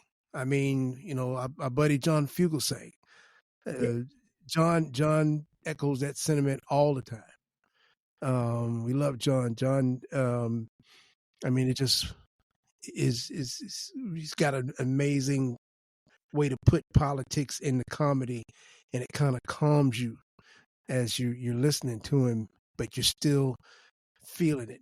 And John would say the same thing. So this is not a black or white thing. This is a human thing. So I like that, Lenny. Yeah. That makes one other thing I want to say, we're getting close to the end, but it was reported, and I did some digging. Okay, all right. That the young lady Ashley Babbitt, who stormed the Capitol. Oh my God. On January the 6th, who was shot and killed after disobeying direct orders from the police in the Capitol, trying to break into where the senators and the representatives were hiding to back up. She was shot through a small window in the neck. So now, 47 in his Justice Department, Pam Bundy, have came up with a settlement to compensate the family of the insurrectionist. I heard about that. Miss Babbitt. Now, Miss Babbitt should have been home with her family, her husband and her kids that day instead of joining up with these lunatics from the Capitol. Exactly. She should have been home. She should have been alive today. Yes. She should have been alive. It was her fault. Yes. And I'm going to lay the blame on her feet. And I'm not, it's sad that she got killed, but she didn't have to die. Did not. Exactly. She should have been home with her family. She could have watched it on TV. You could support from afar. Her blood but she chose to enter the Capitol. Yeah. And get shot and killed. So now, the 47 and his administration, along with Attorney General Pam Bondi, have come to an agreement with the family of Ashley Babbitt for $30 million taxpayer dollars. 30 million say it again, Lenny. $30 million taxpayer dollars. Yeah. So when you look at your check and you see that FICA, you can just say, you know what? Some of this is going to Ashley Babbitt for her stupidity. Exactly. That is so, for our younger listeners, and just like, once again, for those who just don't understand what Lenny just said just now. I know we're in a lot of electronic mode now where we, everything gets put in our accounts and we don't always look at our statements. But what Lenny said just now, he said, check your FICA. Yeah. Check your FICA. Yeah. That is what goes to the federal government. Yeah. And when you look at that, with the example he just gave just now of Ashley Babbitt, who should have been alive today. Yeah. Who should have never been there with all those lunatic, mostly males. Yeah. Not that a woman can't be a lunatic, but mostly males and we don't even know who she was there with. Yeah. Okay. But she shouldn't have been there. She should have been here on this earth breathing today. But she did not follow orders that were given. Well, let's say this first of all. She was led there by your leader. Your leader, number 47, Donald Trump. Her blood is really on his hand and on his face. Yeah. That's where her blood. He led her there, led all of them there. But she gets there. She suffered misfortune through a cult, basically. But now, as Lenny said, and I heard this today, and I could not believe it, they're awarding her family $30 million. $30 million. That will be paid by all of us. Yeah. All of us. So when you just check your FICA, like he said. Just check your FICA, because if that is awarded, we don't know, could that be fought in a civil lawyer, maybe? Then because it's not in stone yet. We don't know. It's not in stone. But the family has asked for $30 million, which the Trump administration has thought thinks that's a fair settlement. But Lenny, let me ask you this. Okay, being that that's our money, can't we fight that as well? Which I'm sure it's that law, it's that group out of we should be able to fight that, because that's our money. Well, is it not? A civil suit. I guess it's a civil suit. Or hold it up. Hold it up, but yeah, we should be able to do something like that. So let's not claim that yet. What do you think? Well, I'm not going to. Well, I can say yeah, don't claim yet, but it's moving pretty fast. It's going to move pretty fast to the courts. Unless you get a judge that say, "Hey, hold it up." Well, let's get a judge. Oh, yeah. let's hope that because some of our judges have been coming through. So they're trying to sell it to avoid a public trial. So that's why they're trying to rush to get it settled, because they don't want to go to trial. Because I think if it goes to trial, well, a few $100,000 compared to $30 million. Hey, I'd be for it. You know. Well, the guy the officer that shot her, he gave her plenty of time, warned her plenty of times not to try to enter into not the Capitol. She was already in the Capitol. She was trying to get into the Speaker's office. At that time with Nancy Pelosi. Yeah. Yeah. And she was warned multiple times. Multiple times, right? Mm-hmm. So she was not an innocent bystander. She was a willing and active participant to cause mayhem and destruction.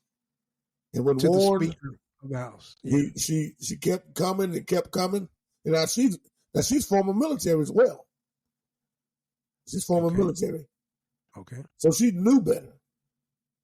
She disobeyed a direct order from law enforcement.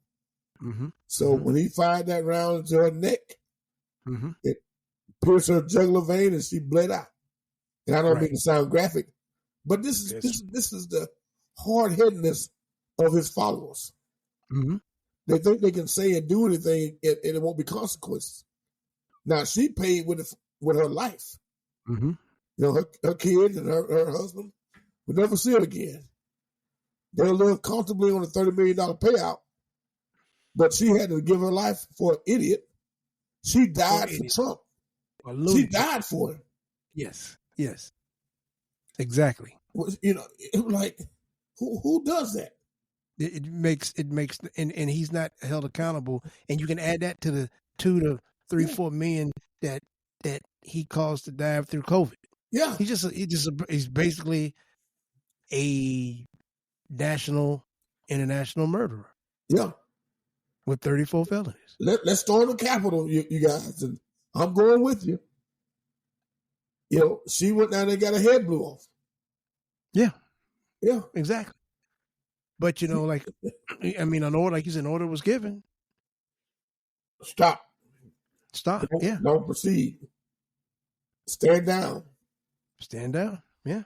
But you want to keep coming and clawing and think you can't be stopped because 47 told you to do it, or 45 at that time, and you're going to get killed. Now you want your family gets 30 million of my hard-earned money.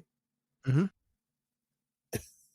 Yeah, make it make sense. I'm wondering if this officer, would he, I mean, just like a case, you know, a local, you know, case, would he have something to say, or could he fight this?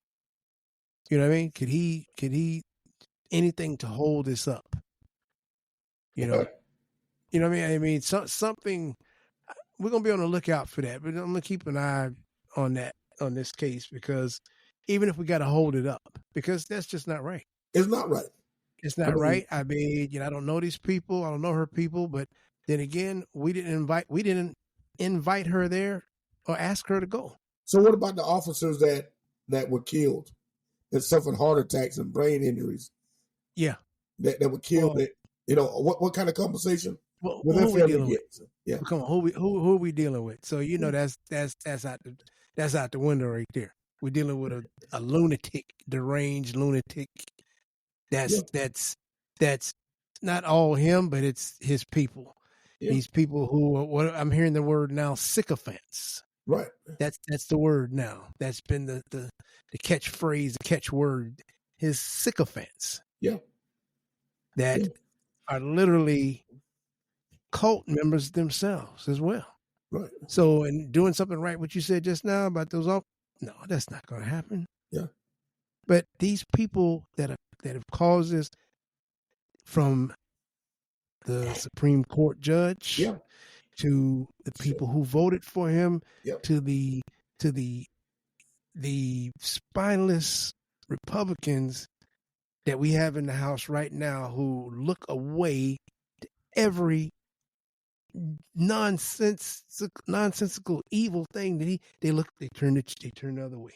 Yeah. I mean, so people are so upset, and even some of our, because we're progressive Democrat, but this Gavin Newsom, people are so upset with what he's doing. Yeah. Why is he doing? Is he tasting the Kool-Aid? And then I'm hearing now, which I am really disappointed in this person here, Governor Whitmer.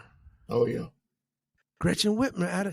I'm hearing bad things about how she's embracing number 47. Yeah. Yeah. I'm hearing that. I'm like, wait a minute, not Big Gretch. Not only Gavin Newsom, a Big Gretch, the mayor of DC. No. Yeah. Come on. Yeah.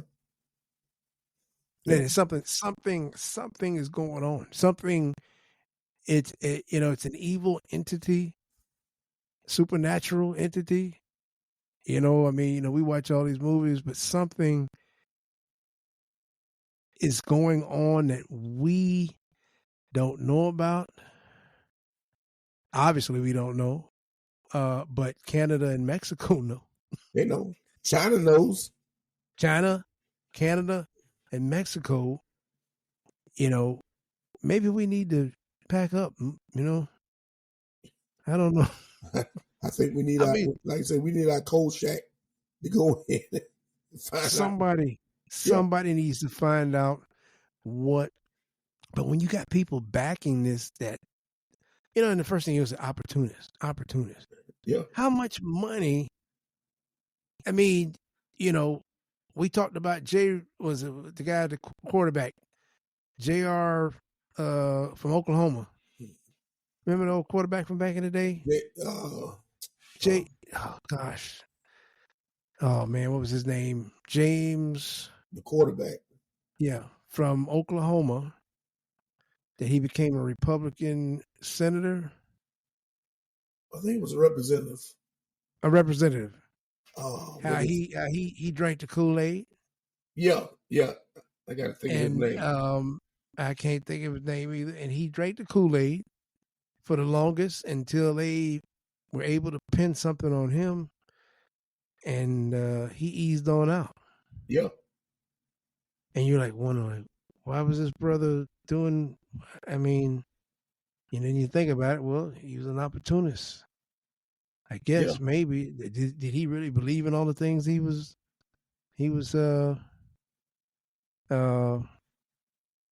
signing and legislating?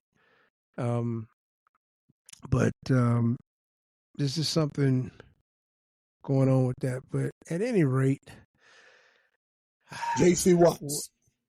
Oh, okay. Watts, you didn't. Yeah. Well, I was wondering. Was Lenny gonna leave me hanging out there? But Lenny left me hanging way out. That was on the end of that branch. J.C. Watts.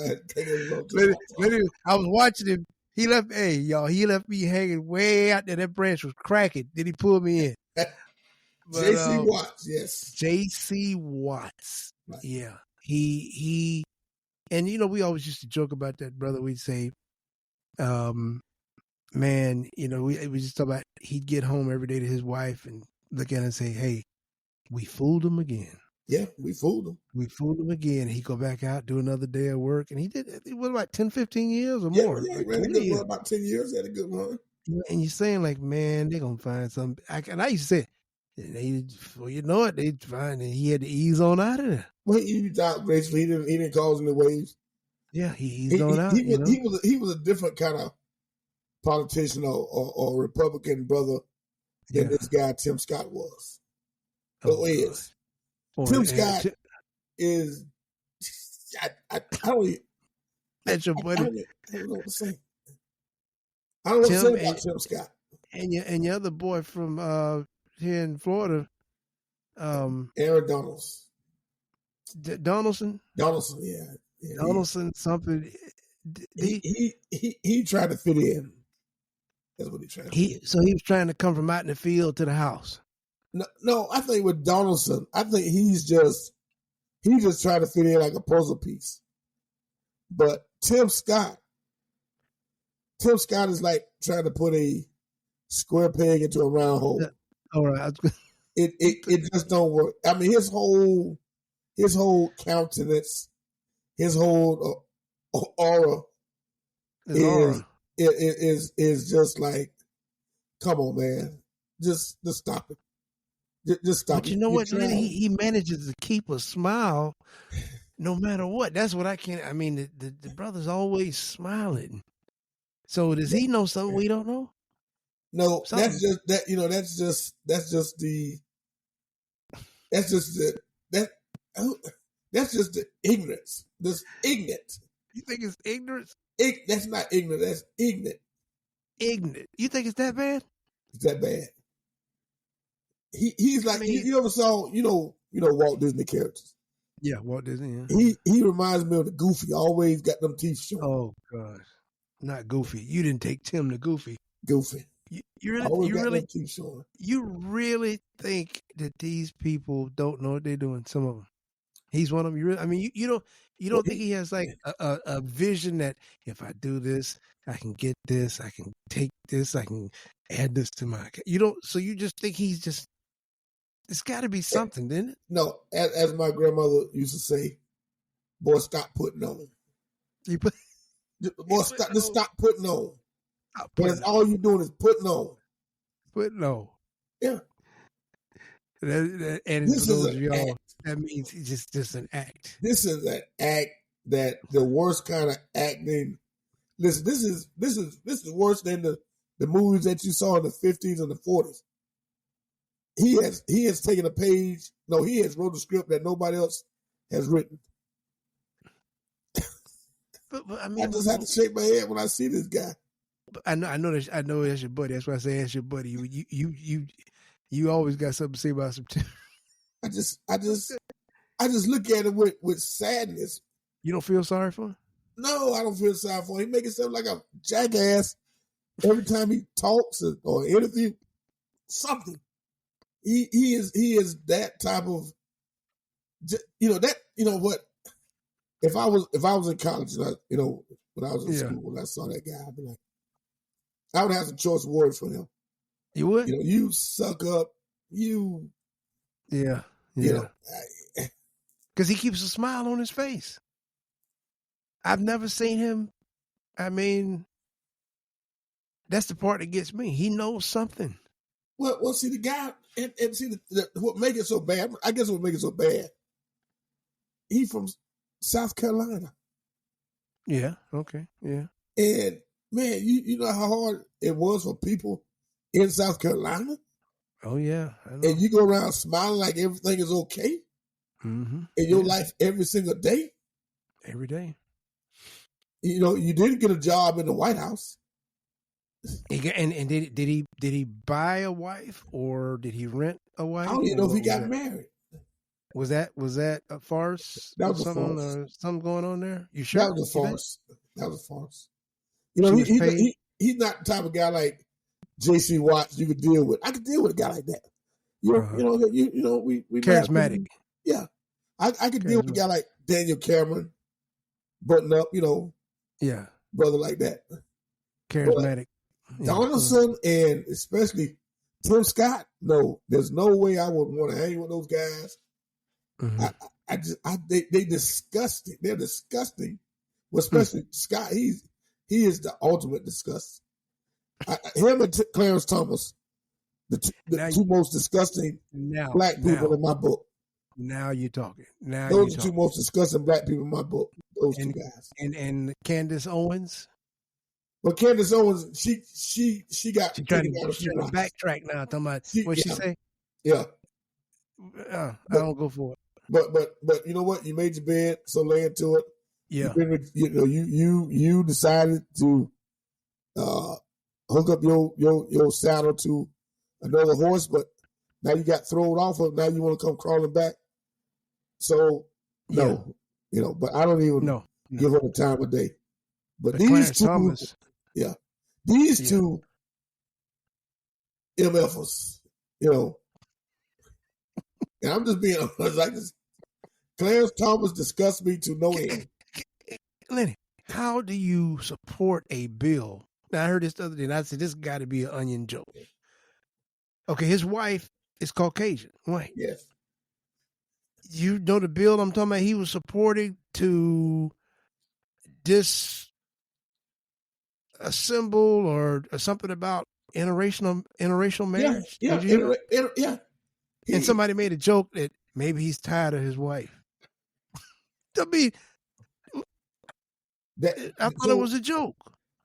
So that's like I cross over the bridge. Now I'm going to blow it up so none of you, rest of you MFers can't cross it. We're going to end this interracial stuff. It ends with me. That's a good one. You know, I like that. I like that one. It ends with me. Because I'm just trying to understand, like, you know, what did she say to him? Well, I mean, can you picture that household? Well, I can picture him, you know, cowering down and she runs the house, right? Telling everything in the bedroom, and you know, she making all the decisions. Well, you know, when you get back on there and put the black robe on, you need to say this and you need to do this. And I can see him doing it.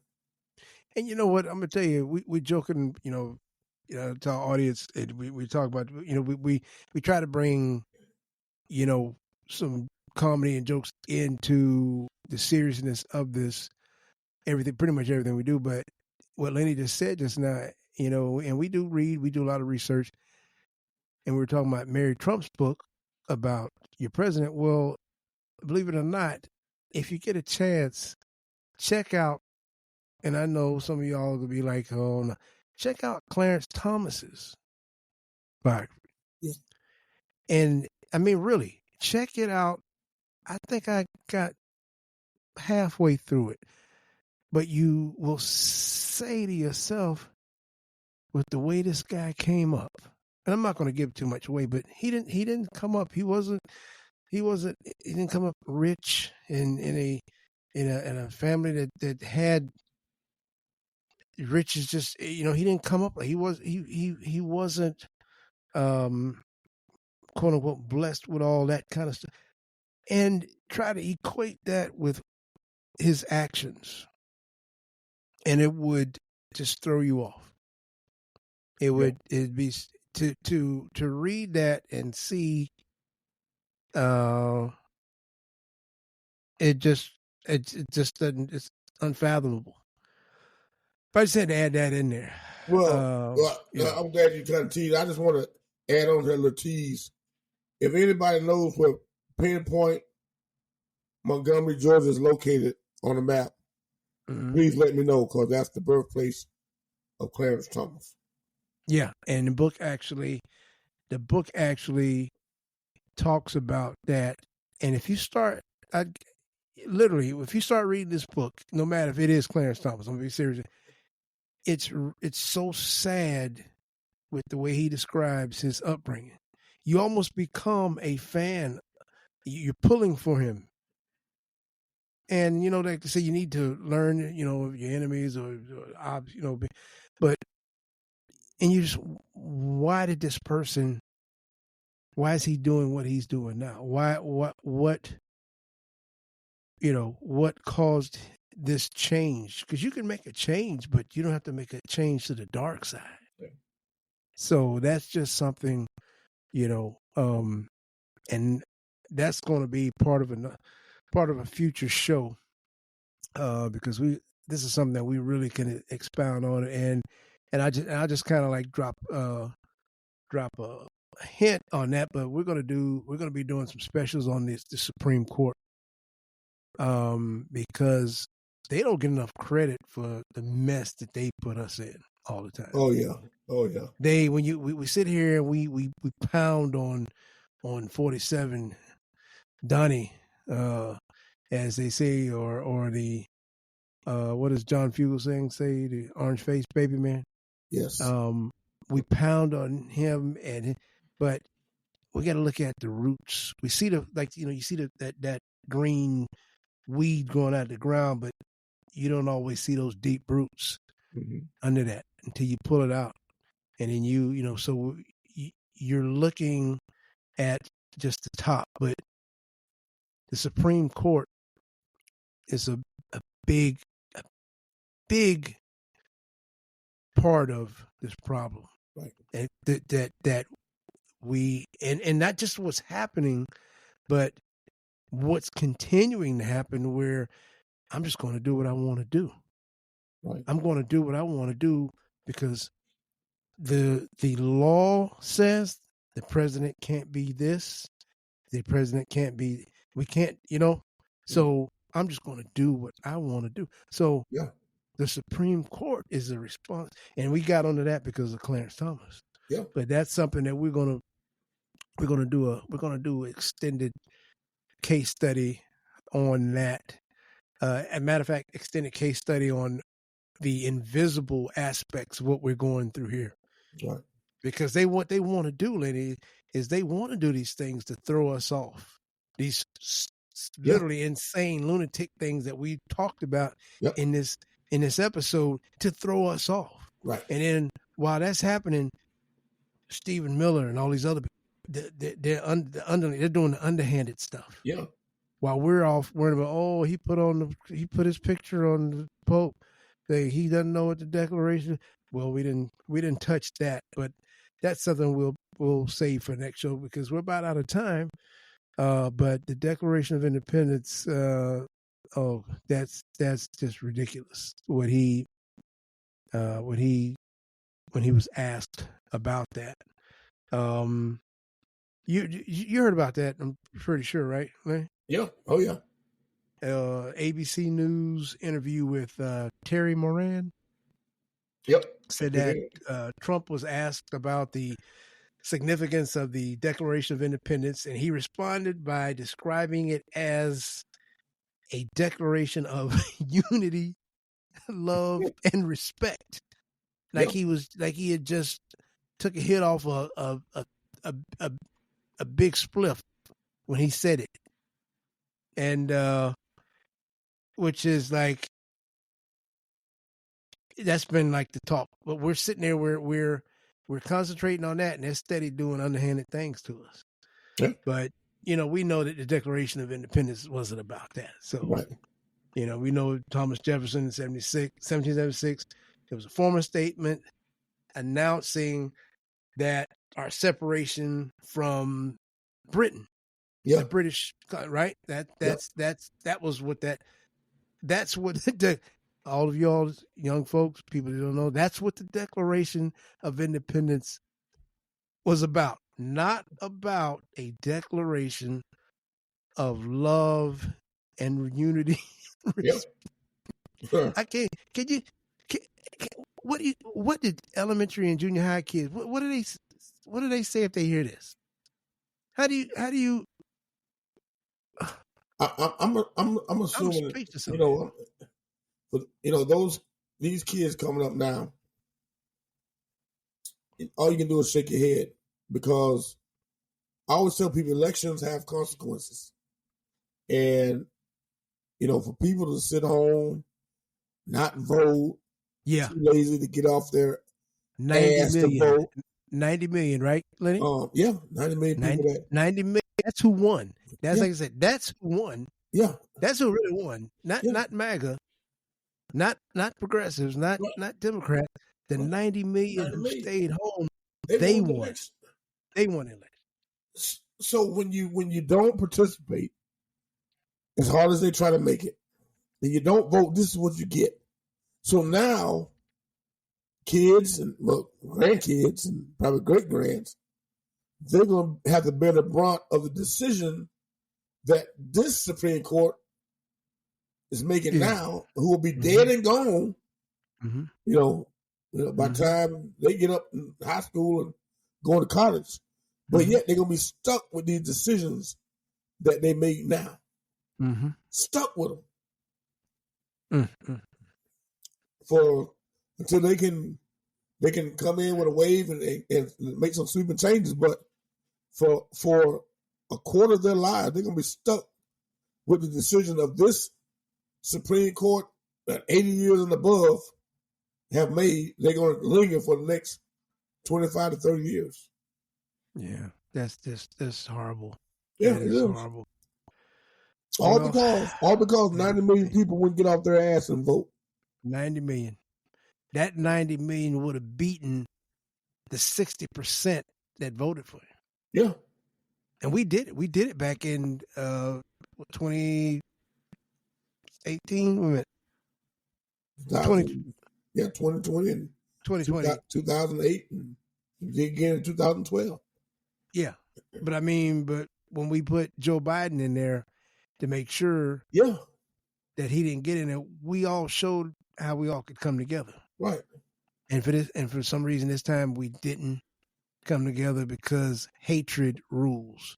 Hatred, systemic, deep down hatred. Ruled the day. And hatred smiles in your face every day. Yeah. Hatred, you see hatred every day. Mm-hmm. And you politically correct yourself because of you want to keep your job, you don't want to roll. So you deal with this every day. Yeah. This is entitlement. Yeah. Entitlement that we deal with. But we're going to save that for another show. But we appreciate you all sitting with us. And it's been an outstanding show, Lenny. Once again, you've expounded your knowledge in many areas. And we hope that our followers will take heed and pick up on some of the things that we've said in this show, because that's what we're here to hopefully help that person out there that might be lost and the person that's not lost. We want to help guide. It starts one at a time and it just spread. We want to make this known, and we want to be a source that, like we said, that comes at you straight to the point, hardcore, no chaser. Yeah, no chaser. Straight no chaser. Straight no chaser. And Casamiga tequila. So, Lenny, you got any closing statements? Anything you'd like to touch on before we close out? Listen, I just want to tell everyone, just prepare yourself mentally first. Get the help if you need it. If you're overwhelmed, like we said at the beginning of the show, get help. Don't sit there and suffer and be in anguish and think that you don't have an outlet. Yeah. Talk to someone. Tell them, listen, it's okay to discuss your problems with people, with somebody that you can trust. Yeah. But get help. Take care of yourself physically. Yes. Exercise. Get plenty of rest. Take your vitamins and, eat right. And socially engage. Yeah. Sometimes you have to engage and sometimes you have to disengage. Yeah. So just have a good balance in between. And last, I would say, preparation. Prepare yourself for what's coming. Yeah, not here to scare anybody, but my saying, and we always, we say this all the time: it's better to have it and not need it, and need it and not have it. So prepare yourselves. Yeah, go back to early in the show and catch Lenny's commentary on preparations. Very good, excellent commentary he gave this evening, following up his commentary from last week. And he's been in the business. He has an inside. You're actually dealing with somebody who knows what's happening, who touches these things every day and sees it, and not just somebody on a podcast just spouting off about what they think. And that's where we get a lot of our goods and what keeps this country moving, which this president we have now is literally slamming brakes on us. And we're We appreciate that. Thank you so much, Lenny, for that. And we appreciate you all out there across the country, across the world. As Lenny broke out to us at the beginning of the show, we have a lot of international listeners, and we really appreciate you all over Europe, the UK, the Philippines, and Africa.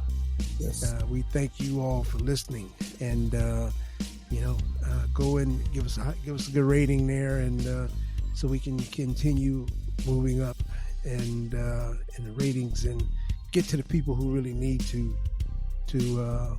hear. We're open for everybody, but just the people who really need. So we stand out there and just tell a friend and about the soul of Generation X. So we appreciate it, and Lenny, I want to thank Lenny, my co-host, once again. Thank you for having me. Outstanding show, and we will see you next week on the Soul of Generation X.